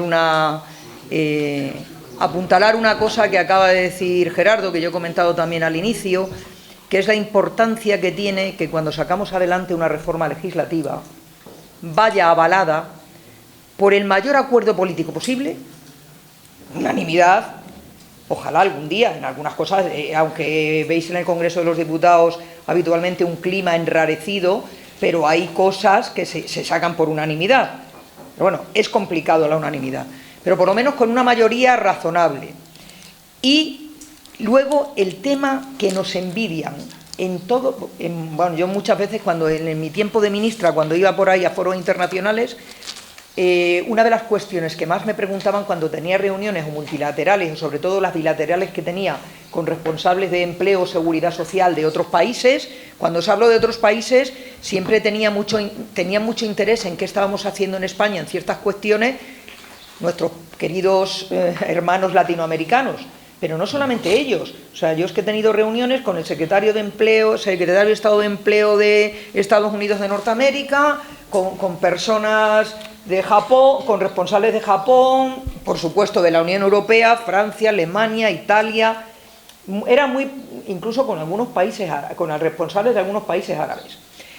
Envidian muchas cosas de nosotros, no me voy a extender, pero si hay algo que les llama mucho la atención es el tema, tanto en materia de seguridad social como en materia de empleo y relaciones laborales y demás, es la existencia de la mesa de diálogo social y la cantidad de acuerdos que se consiguen entre las organizaciones más representativas a nivel nacional, pero luego en las comunidades autónomas también hay su foro de diálogo, ¿no?, a nivel autonómico, y los gobiernos autonómicos, o bueno, también municipales, ¿no?, autonómicos, pero sobre todo en estas materias autonómicos y el gobierno nacional. Y otra cosa que valoran mucho, también ahí yo tengo especial cariño, porque he tenido el inmenso honor de presidirlo, es al Pacto de Toledo, en materia de seguridad social en general y pensiones en particular, pero que también se habla de mercado de trabajo. En el Pacto de Toledo hay recomendaciones del Pacto de Toledo. La última renovación del Pacto de Toledo data de noviembre del año 2020, el año de la pandemia, que se consiguió un importante acuerdo. Hay 21 recomendaciones, más la 0, que es la general, donde se establecen las características del sistema nuestro de seguridad social, y nos dicen que qué hacemos para mantener, que nació en el año 1995, para mantener vivo el Pacto de Toledo. Que las últimas reformas importantes, tanto laborales como de seguridad social, excluyendo la subida del salario mínimo interprofesional, ¿vale?, que ahí es difícil que se sumen las organizaciones empresariales, ya está, lo dejo ahí. Pero eso, además, en esa mesa de salario mínimo, no es, digamos, como obligatorio llegar a un acuerdo, simplemente se establecen consultas, no hay que llevarlo al Congreso de los Diputados a convalidar porque es un real decreto, no es real decreto ley, pero es verdad que en el tema del salario mínimo hemos tenido discrepancias, ¿vale?, con la patronal. Pero quitando eso, las últimas reformas, tanto de seguridad social, de pensiones, como laboral, se ha hecho con acuerdo de la mesa de diálogo social.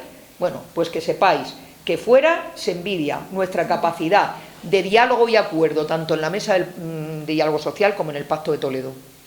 Y bueno, pues oye, que este país, yo creo que estamos un poco, vamos a ver, sin caer en el chauvinismo o en la grandeur, eso es. que a veces caen algunos vecinos, sin necesidad de eso, y siendo conscientes de que hay mucho por hacer, y mucho, perdón, le estoy dando unos trastazos a esto, mucho que hacer y mucho por mejorar, pero deberíamos ganar un poquito en autoestima como país, porque hay cosas que las hacemos bien, incluso algunas muy bien, y algunos, digamos, que nos envidian o nos admiran, así que, yo qué sé, ¿no?, por lanzar también un mensaje de esperanza, ya me callo.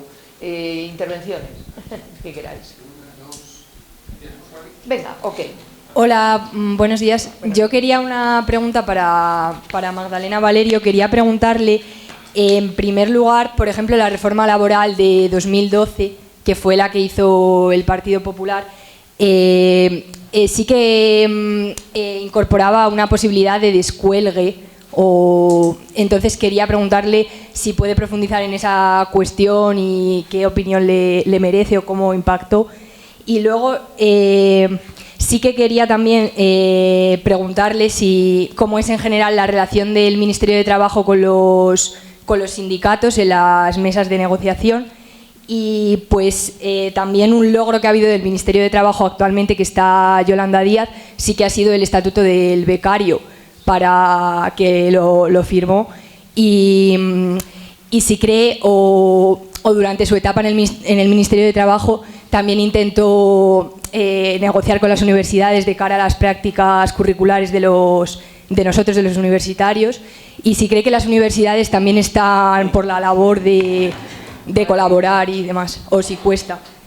Y después sí que quería comentarle, yo soy de Castilla y León, que los socialistas de Castilla y León están denunciando que a través del Consejo Económico Social de Castilla y León, que el SERLA, que es el Servicio de Relaciones Laborales, el gobierno no está facilitando las cosas. Entonces quería también trasladárselo, que a nivel autonómico pues están intentando que mejore la interlocución. Gracias.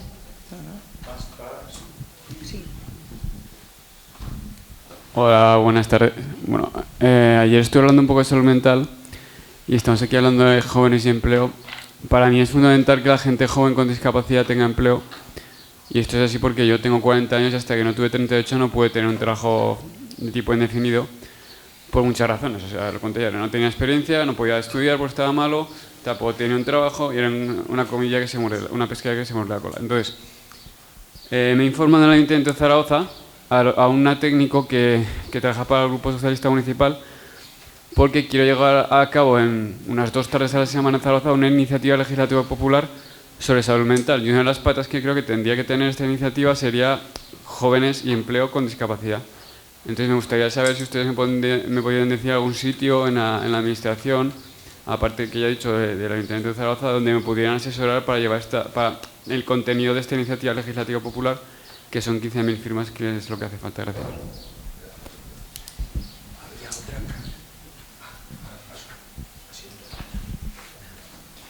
En primer lugar, muchas gracias por la exposición de datos y de proyectos. Yo quería preguntar sobre las políticas activas de empleo, en concreto, que en el último dato de la EPA de 2023 se estimó que solo un 2% habían adquirido su trabajo a través de los servicios públicos de empleo. Aun sabiendo que están transferidos a las comunidades autónomas, quería saber si con la nueva Agencia Española de Empleo se va a tratar de potenciar los servicios públicos para que incluso sean mejor y de más calidad que plataformas como LinkedIn u otras para encontrar empleo. Si se va a tratar de posicionar de esa manera. Muchas gracias.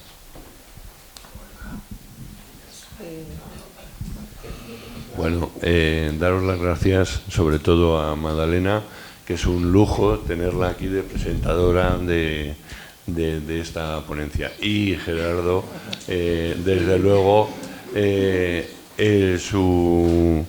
su expertise como gerente, con el cargo que tiene, pues la verdad es que también. Entonces quería preguntar 2 cosas que de alguna forma las afecta a los dos. Una era sobre el tema de lo que se está hablando ahora últimamente, sobre la reducción de la jornada de trabajo, y quizá eso pueda afectar a la competitividad por la pérdida de productividad del trabajador al tener menos tiempo de trabajo. Y otra sobre el tema de la integración de los migrantes, porque hay actitudes de determinadas personas que no es precisamente lo que se legisla o lo que se normatiza, pero simplemente por el aspecto, simplemente es de origen latino o de origen del África negra o tal, pues hay cierto rechazo y tal. Y si hay alguna previsión de normativizar algún tipo de represión de esas actitudes, porque eso cada vez es más frecuente en la administración, en la seguridad social y en lo digo por propia experiencia, que he tenido que intervenir en algunos casos concretos. Entonces, pues si se va a poder hacer alguna cosa sobre ese tema. ¿Queréis más?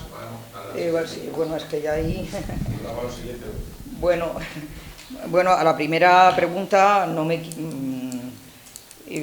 como empiece a profundizar en la reforma del año 2012, que yo era diputada entonces en la 10ª legislatura y estaba en la oposición, excuso deciros la gracia que me hizo a mí esa reforma. No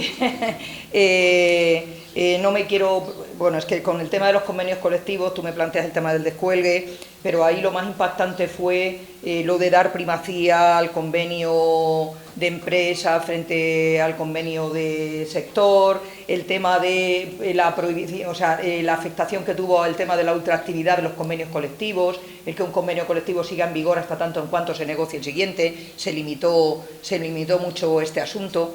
Estuvimos a punto de conseguir un acuerdo en el Congreso de los Diputados, se estuvo trabajando entre el 2018 y 2019, pero al descarrilar a principios del 2019 la tramitación del presupuesto general del Estado y ya decir el presidente del Gobierno, Pedro Sánchez, que iba a adelantar las elecciones, descarriló un acuerdo que hubo al hilo. Se estaba trabajando sobre el tema sobre contratación administrativa, sobre contratación laboral, el control, el poner límites a la subcontratación. Ahí se estaba tramitando un proyecto y llegamos a un acuerdo para incluir en esa tramitación, vía enmiendas, el tema de la recuperación de la ultraactividad, de la primacía de convenio de sector frente al convenio de empresa y también la regulación del registro de jornada, que nos lo estaba demandando la Unión Europea y nos lo estaba demandando también la Inspección de Trabajo, que era imposible, como no había un sistema de control de la jornada laboral, cuando la inspección iba a la Inspección de Trabajo a una empresa, era muy difícil saber si la persona estaba en horario laboral, estaba en horas extras, había cientos de miles o millones de horas extras sin pagar, sí. Y se establece, bueno, pues eso estaba, ¿vale? ¿Qué pasa? Que descarrila el presupuesto. Descarrila esto también, que había ya un acuerdo como bastante mayoritario para sacarlo adelante, y descarrila también la tercera renovación de las recomendaciones del Pacto de Toledo, que también prácticamente había un acuerdo, ¿eh? Y bueno, pues todo esto, o sea, el tema de la negociación colectiva y muchas cosas más, esta reforma laboral última incluye más cuestiones que las que nosotros estuvimos viendo en ese momento, ¿eh? Pero bueno, es verdad que se retoma parte de esto y bueno, pues por suerte se llegó a convalidar el Real Decreto Ley. Por suerte, digo, por error de una persona, el diputado Casero, que además es paisano, es de Trujillo, y bueno, luego cuando acabe esto os cuento algún chascarrillo, ¿no?, de las cosas que yo le decía a Casero cuando me lo encontraba por los pasillos del Congreso, que tenemos una relación cordial, como bueno, que yo soy de Torremocha, provincia de Cáceres, es un pueblo que está muy cerca de Trujillo, y siempre me decía, ¿qué tal paisana? Y yo, ¿qué tal paisano? Y le decía yo algo en relación a que, bueno, el resumen es que acertado estuvo su error. Porque si no llegase por ese error, bueno, que luego se hubiese vuelto a llevar a convalidar, ¿vale? Que no hubiese sido dramático, pero es verdad que gracias a ese error en la votación pues salió adelante la reforma laboral, ¿no?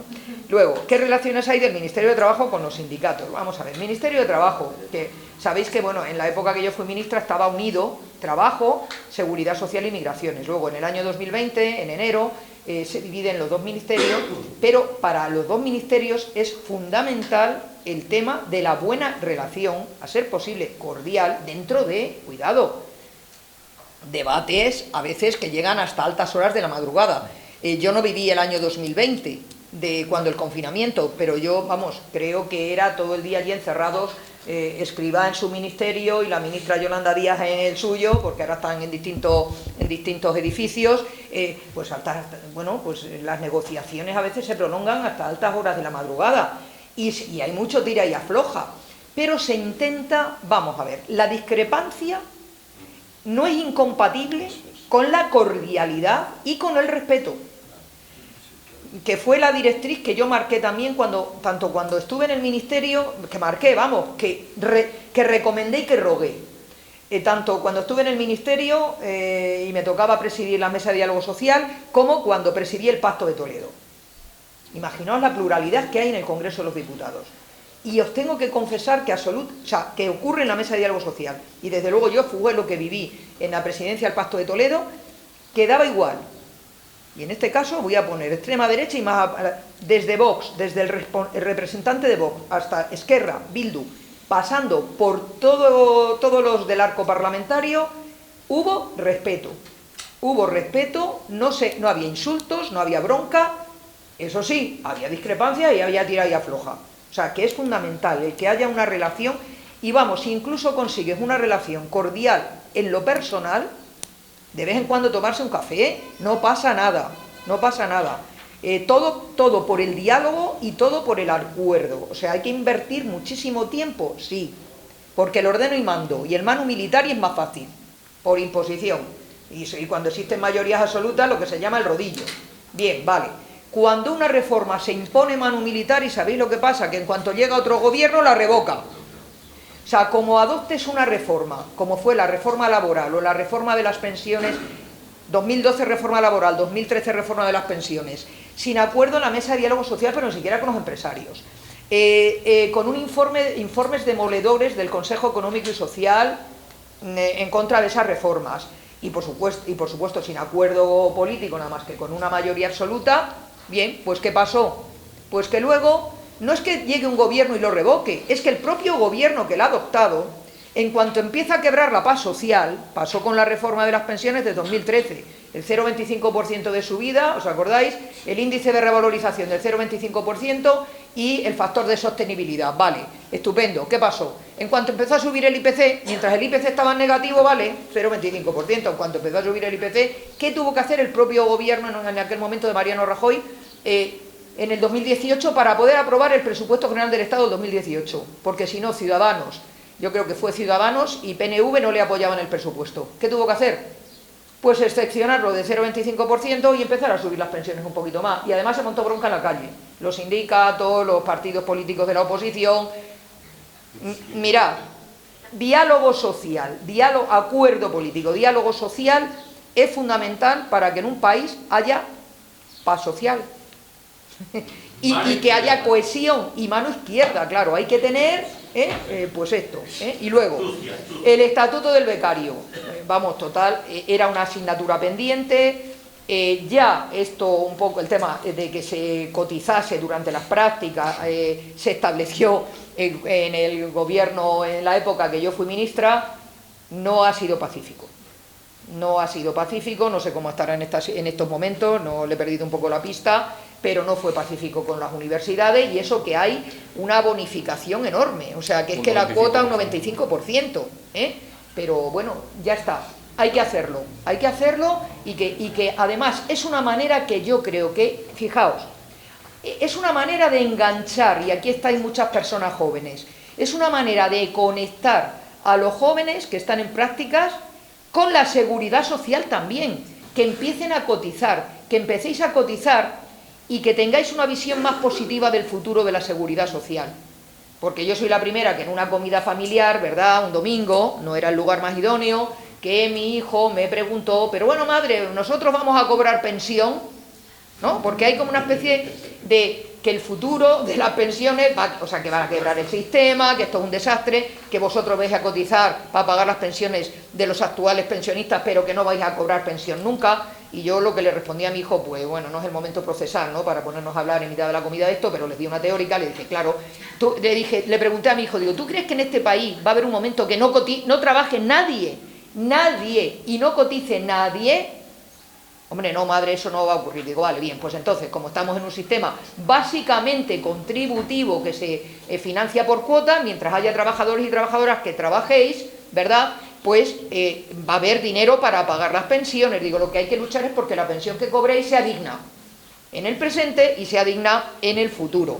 ¿Y quién va a pagar nuestras pensiones?, me pregunta la criatura. Digo, vale, pues vuestras pensiones las van a pagar vuestros hijos y vuestros nietos, que trabajarán para que vosotros cobréis pensión. Y les miro así y digo, que es complicado lo de los hijos y los nietos, vale, bien. Bueno, en ese momento tenía la perrita en brazos, ¿vale? Y entonces le dije, bueno, perdonad, este puede tener hijos, ojo, gana pasta y no tiene problemas para mantener a los hijos, por suerte, así que, genial.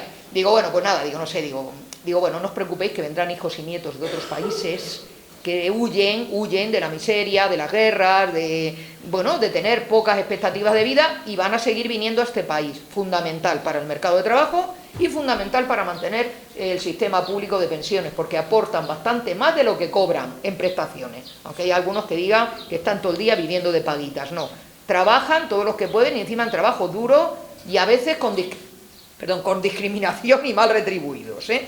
Y entonces, bueno, pues claro que tiene futuro el sistema público de pensiones, ¿no? Pero es fundamental una manera de que los jóvenes también os enganchéis cuanto antes, si no al mercado de trabajo, pero sí que esas prácticas, por supuesto al mercado de trabajo, pero que esas prácticas ya os vayan animando.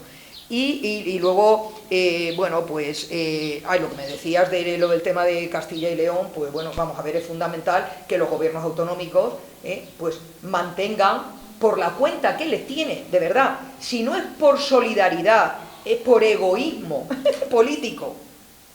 Es que es fundamental, un país que no apuesta porque haya diálogo social, cohesión social, es un país que no tiene garantizado la paz social ni la estabilidad política. Así que el que no quiera apostar por estos organismos como los consejos económicos y sociales, el nacional o los autonómicos, o por el diálogo social, tiene un gran problema. Se está acabando su propia fosa política en este caso. Vaya penas, ¿no? Yo les recomiendo que no sigan por esos derroteros, ¿no?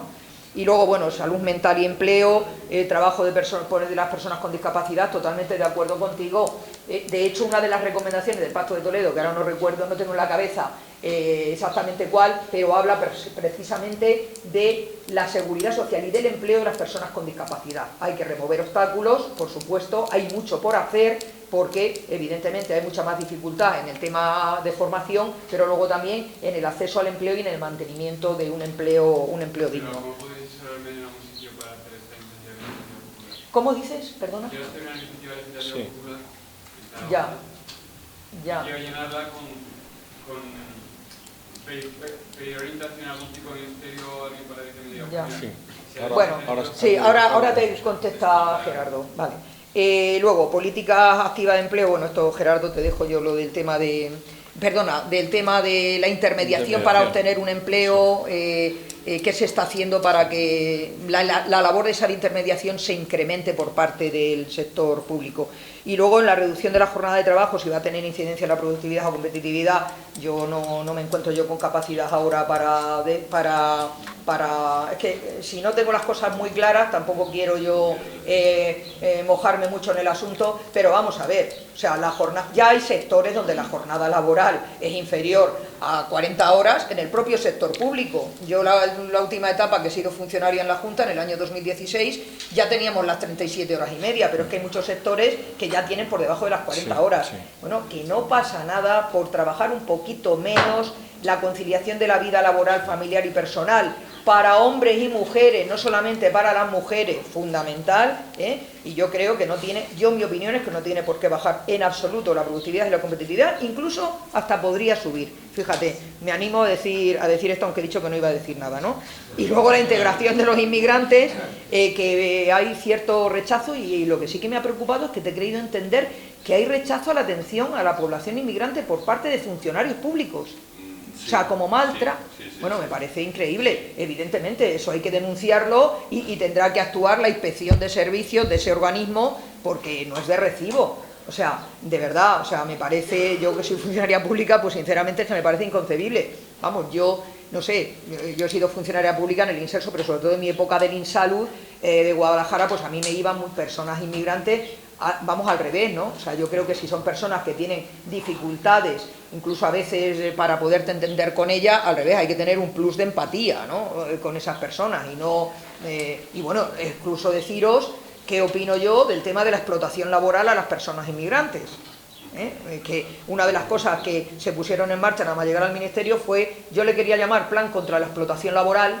Eso de la explotación sonó muy fuerte, porque hubo algún empresario que me dijo que eso sonaba a marxismo, y entonces, en aras a no ser marxista, ¿no? Pues dije, mirad, de verdad, que le llamamos como queráis, siempre que lo apoyéis. Y se llamó Plan Director por un Trabajo Digno, y una de las partes de ese plan era un especial cuidado por parte de la inspección al tema de la explotación laboral en general y en particular a la explotación laboral de las personas inmigrantes, que habitualmente pues tienen menos recursos, menos apoyos y están como bastante más en situación de vulnerabilidad. Entonces, bueno, pues por supuesto. Por cierto, a todos esos que dicen que no les gusta que vengan inmigrantes a España, yo les recomiendo que se planteen, así como objetivo tal, pues irse a recoger la fresa, por ejemplo, ir a recolectar fresa a Huelva, que viene un contingente todos los años de mujeres de Marruecos, ¿vale?, que trabajan en la fresa, recogen la fresa y luego se vuelven a su país, ¿no? Que hay esta relación. Yo, por ejemplo, les animo a que vayan allí, o yo qué sé, o vayan a los viñedos, o vayan a cuidar personas mayores dependientes, etcétera, etcétera. Yo les animo a que prueben y a lo mejor a partir de eso, a raíz de eso, empiezan a ver mejor, con mejores ojos a los inmigrantes que vienen a trabajar a este país.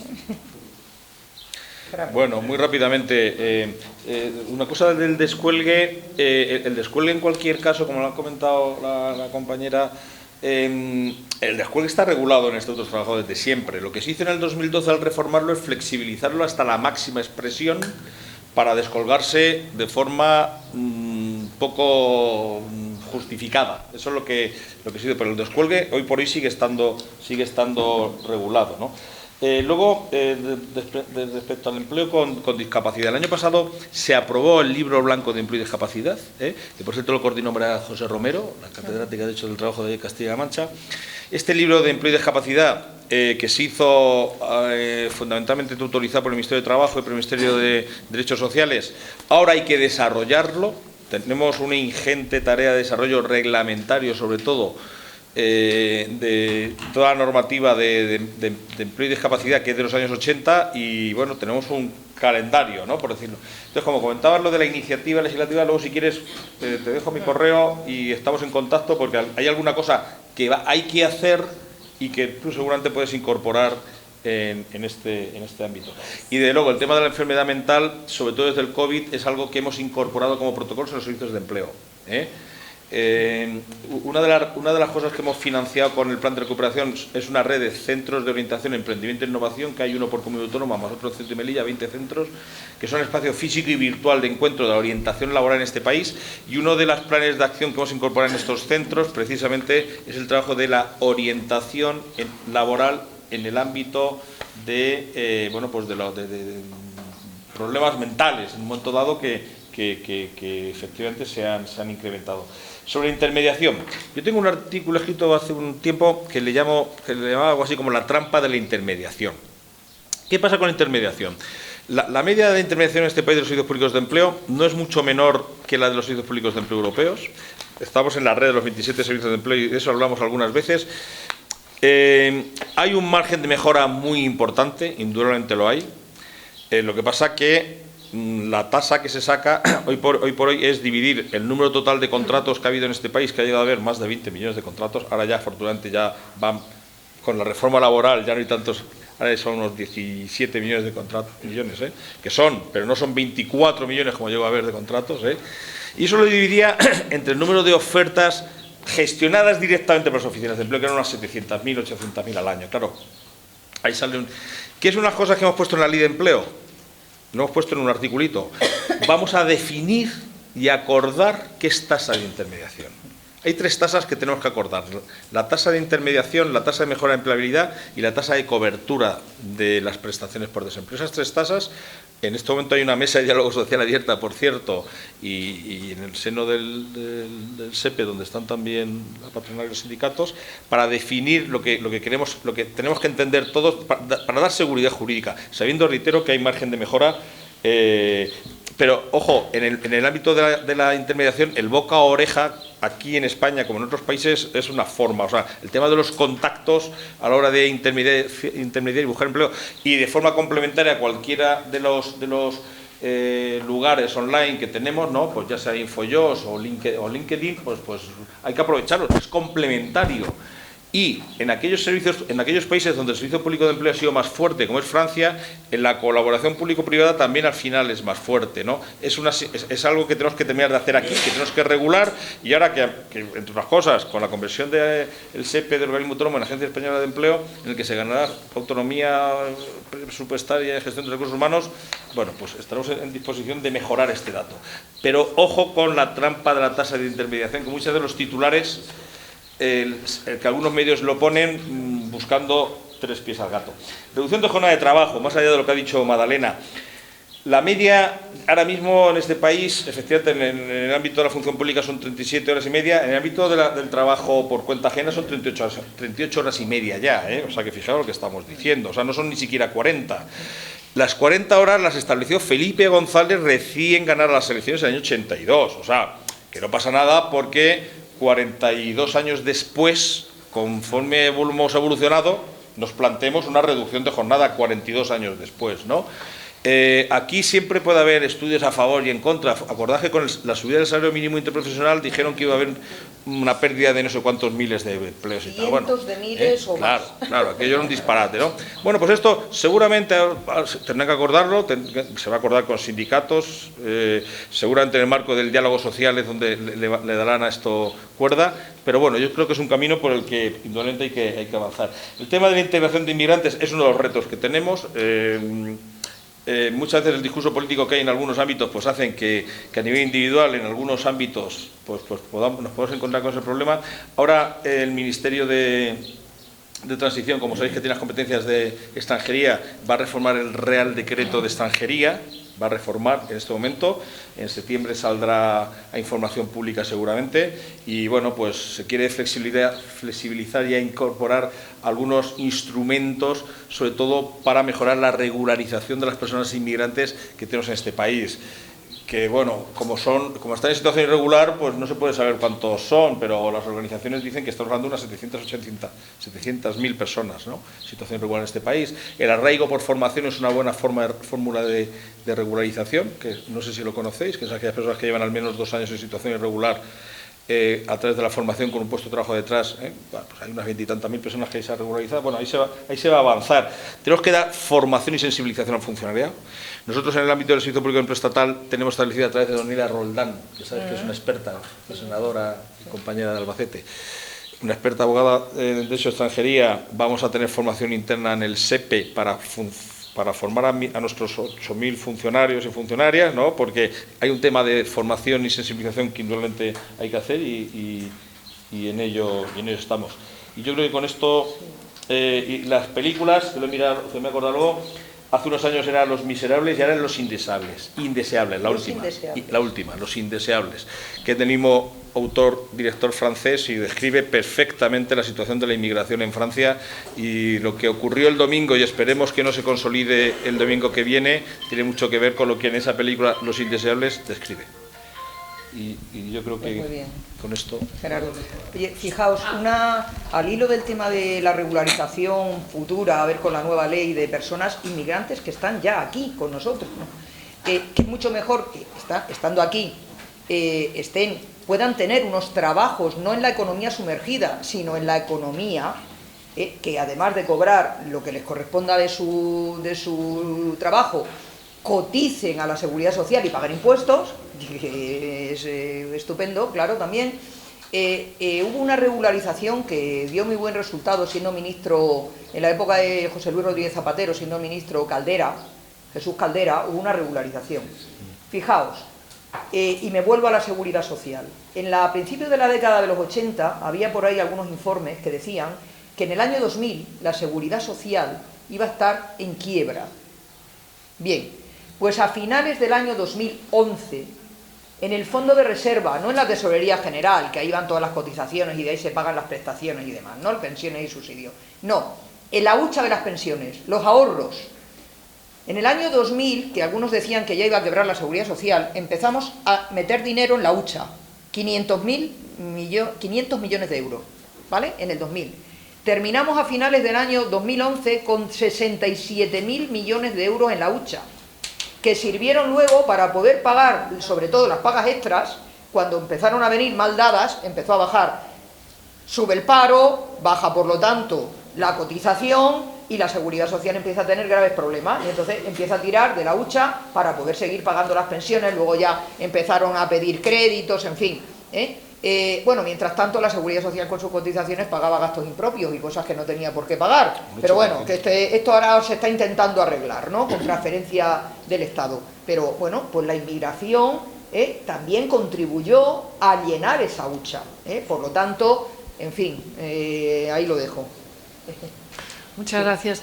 Yo por traer el debate a la cuestión de los jóvenes, se suele decir que el desempleo es el problema fundamental de los jóvenes y yo quisiera decir que no. En primer lugar, porque la definición, lo habéis apuntado aquí, la definición del desempleo se hace respecto al total de la población activa. Pero es que dentro de esa población activa puede haber muchos estudiantes. Entonces, lo que ha ocurrido en nuestro país es que hay mucha gente con un nivel de formación muy alto. Y además, las tasas de desempleo están completamente segmentadas en función del nivel educativo. Es decir, las tasas de los licenciados universitarios, de los graduados ahora, son la tercera parte de las que tienen un nivel de estudios bajo. Entonces, todos los jóvenes no son lo mismo y quizá el problema es de los que no tienen las competencias, la formación suficiente y hay que focalizarlo ahí, como habéis dicho también, muy bien pensando en las comunidades autónomas. Y yo pensaba también en la definición de los jóvenes. Yo cuando cumplí 25 años llevaba 3 ya trabajando como funcionaria y pensé, he dejado de ser joven y luego cuando fui profesora me di cuenta de que la juventud llegaba hasta los 35 y dije lo que me he perdido y qué tarde me he dado cuenta. Pero a lo mejor les estamos infantilizando, es decir, el problema no es el de los jóvenes, el problema es de la sociedad que no facilita la emancipación, que no facilita esa maduración, ese tránsito a la maduración, ¿no?, a la edad adulta. Y me preguntaba si no se podría hacer un plan también de jóvenes que emprenden, porque sobre todo con la revolución tecnológica y digital es cierto que los jóvenes tienen más posibilidades y hay que darles la confianza de que ellos pueden también, ¿no? Entonces, bueno, eran esas dos reflexiones. ¿Y había otra pregunta para mí? Bueno, en primer lugar, muchas gracias por tu intervención, porque yo soy joven y trabajo en una administración muy envejecida que precisamente se dedica al fomento del empleo y tenemos mucho problema con esto y a mí es una cosa que me cuesta mucho que mis trabajadores vean, y es que el problema que hay con los jóvenes, el problema de madurez que hay con los jóvenes no es suyo exclusivamente, sino que como sociedad tenemos algún tipo de responsabilidad y esto determinados trabajadores de los servicios públicos de empleo no lo ven. Igual que hablábamos del maltrato a la población migrante, pues el maltrato a la población joven en las administraciones también es un tema. Y bueno, yo la pregunta que quería plantear es al hilo de todo este tema de la intermediación, porque no es algo que se trabaje solo desde los servicios públicos de empleo de cada comunidad autónoma, sino que al final el grueso del trabajo acaba recayendo en los ayuntamientos y los ayuntamientos trabajamos todo esto sin tener ningún recurso adicional. Por ejemplo, nosotros tuvimos hace relativamente poco un encontronazo con la directora general de empleo de nuestra comunidad autónoma, que es la Comunidad de Madrid, y bueno, estuvimos hablando del funcionamiento de nuestra oficina de empleo, que es bastante problemático en muchos aspectos. Y esta señora lo que nos planteaba es, no, yo es que simplemente conveniaría con los ayuntamientos, porque al final vosotros sois la administración más cercana a la ciudadanía, que esto es así, esto es totalmente cierto, y precisamente las políticas activas de empleo de la Comunidad de Madrid, los programas mixtos, los gestionamos los ayuntamientos directamente y están muy bien gestionados de esta manera, porque efectivamente somos los que más cerca estamos de la población, pero claro, un convenio, ¿qué convenio? Tiene que ser un convenio millonario. O sea, no me vale cualquier convenio, porque si me estás hablando de un convenio que va a ser un recorte, con esto tenemos un problema. Y además es que los ayuntamientos, sobre todo ayuntamientos como el nuestro, que es una ciudad grande, pero es una ciudad con muy pocos recursos, utilizamos este tema de los... estamos nosotros, por ejemplo, en este mismo encuentro que tuvimos con la Directora General de Empleo, nosotros estamos trabajando en el desarrollo de un nuevo parque empresarial. Y esta es una de las cosas que nosotros estamos vendiendo a las empresas. Es que nos tenéis aquí y no vais a tener que contratar a una ETT porque yo te voy a buscar a los trabajadores. Nosotros jugamos con que tenemos terreno para desarrollar y tenemos trabajadores desempleados porque tenemos una tasa de desempleo del 13% y además con una población muy joven porque nuestra media de edad está 5 años por debajo de la media española. Entonces somos una ciudad muy joven, pero claro, nosotros nos vendemos así y yo luego cuando me llegue la avalancha de... Bueno, de hecho ya tengo avalancha de ofertas de empleo mucho más pequeñas, pues me las veo y me las deseo para gestionar a 200 trabajadores en el marco de programas mixtos y el servicio de intermediación con 4 técnicos y ni un euro de la Comunidad de Madrid para tener un portal de empleo en condiciones.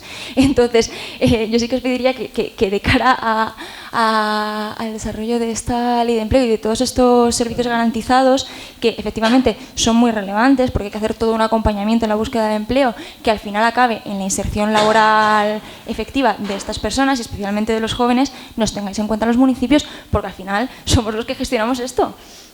Y para nosotros es un problema porque somos un ayuntamiento con muy pocos recursos, pero es que realmente ayuntamientos con muchos recursos hay muy pocos. Hay muy pocos. Porque los ayuntamientos pequeños también se las ven y se las desean para gestionar todo esto. Y bueno, esto era... Más que una pregunta, era un comentario. Pero es que lo estoy sufriendo. Pero has puesto un tema interesante. Sí, la ley de empleo. No tenemos tiempo, pero bueno, podemos hacer una segunda edición. Futuro, no futuro. Sí. La financiación. Sí. Sí. Bueno, Gerardo sí. Lo va a comentar mucho mejor, pero esto es un tema, es absolutamente fundamental, la coordinación dentro del sector público para todo el tema de orientación, intermediación, seguimiento, etcétera, de todas las administraciones públicas, de todas, o sea, ayuntamientos, importante, las comunidades autónomas, los servicios de empleo y el Servicio Público Estatal de Empleo, pero también con los servicios de orientación de las universidades, con los orientadores de los colegios y de los institutos, y luego también, bueno, incluso con los servicios sociales y los servicios sanitarios, y luego también muy importante con el sector privado, también una colaboración público-privada. Pero con esto llevamos teniendo... si quiere que cuente Gerardo, yo cuando llegué de consejera había un servicio de empleo en el Ayuntamiento de Albacete, que había más personas en el servicio de empleo del Ayuntamiento de Albacete que en la comunidad autónoma. Claro, era muy complejo. Bueno, pues claro, es que es lo que tú dices, es que cuesta mucho mantenerlo. Y entonces o hay una financiación adecuada o estás generando expectativas en las personas de que vas a hacer una labor que luego, claro, es que hay que pagar todos los meses las nóminas. En este caso, vosotros es por pocos profesionales, en aquel caso el problema era que era aquello muy complejo de gestionar, ¿no? Pero este es uno de los temas, has puesto encima de la mesa un tema muy complejo, Gerardo. Bueno, muy rápidamente. Una de las cosas que la Ley de Empleo intenta reforzar, y lo dice la exposición de motivos y el articulado, es el refuerzo de la dimensión local del empleo. Yo soy ultra en muy pocas cosas, pero soy ultra defensor del trabajo que se hace en los ayuntamientos en favor del empleo, porque se hace con bisturí, ¿no? En este país hay unos 100 ayuntamientos que aglutinan unos 12 millones de personas que tienen masa crítica suficiente, y uno de ellos es Parla, y aquí en la comunidad hay buenos ejemplos también como Fuenlabrada, Getafe, que pueden hacer esa política con bisturí. ¿Qué es lo que hicimos nosotros en la norma? Lo que pasa es que, claro, la competencia es de las comunidades autónomas. Como dice Magdalena muy bien, los ayuntamientos dicen, no es de mi competencia, pero es de mi incumbencia, claro, porque al final el problema llega al ayuntamiento, ¿vale? La puerta de entrada. ¿Qué le dijimos nosotros? Nosotros queríamos, cuando hicimos la norma, queríamos haber profundizado más en la posibilidad real de la financiación directa por parte del Estado a las entidades locales. Pero claro, se nos pusieron de uñas las comunidades autónomas, que es su competencia constitucional, la parte activa, ¿no? la parte de gestión de políticas activas de empleo. Pero lo que sí que dijimos es, bueno, vamos a flexibilizar la financiación, ahora hay plurianualidad, y aquella comunidad autónoma que tenga realmente voluntad política de descentralizar las políticas de empleo, y Cataluña y Valencia empezó, ahora ya lo ha frenado, claro, pero Cataluña, por ejemplo, tiene un plan de comarcalización para la descentralización de políticas en general y particularmente de empleo, que lo va a poder hacer, entre otras cosas, porque con la financiación del SEPE, que ahora es plurianual, va a poder hacer, por ejemplo, convenios bianuales, incluso cuatrienales, ¿vale? o contrato programa o convenio o la figura que encontremos, que se encuentre entre administraciones, para que realmente vosotros como administración local sepáis con qué financiación vais a contar a 2 y si se está funcionando y la evaluación es buena, de 2 y luego a 4 años, para que podáis hacer las políticas que tengáis que hacer, ¿no? Un paquete financiero que digáis, bueno, pues yo como comunidad autónoma te exijo pues esto de intermediación, esto de formación, esto para luchar contra la segregación del empleo, y tú pues a ver qué programas montas y al final lo evaluamos y tal, ¿no?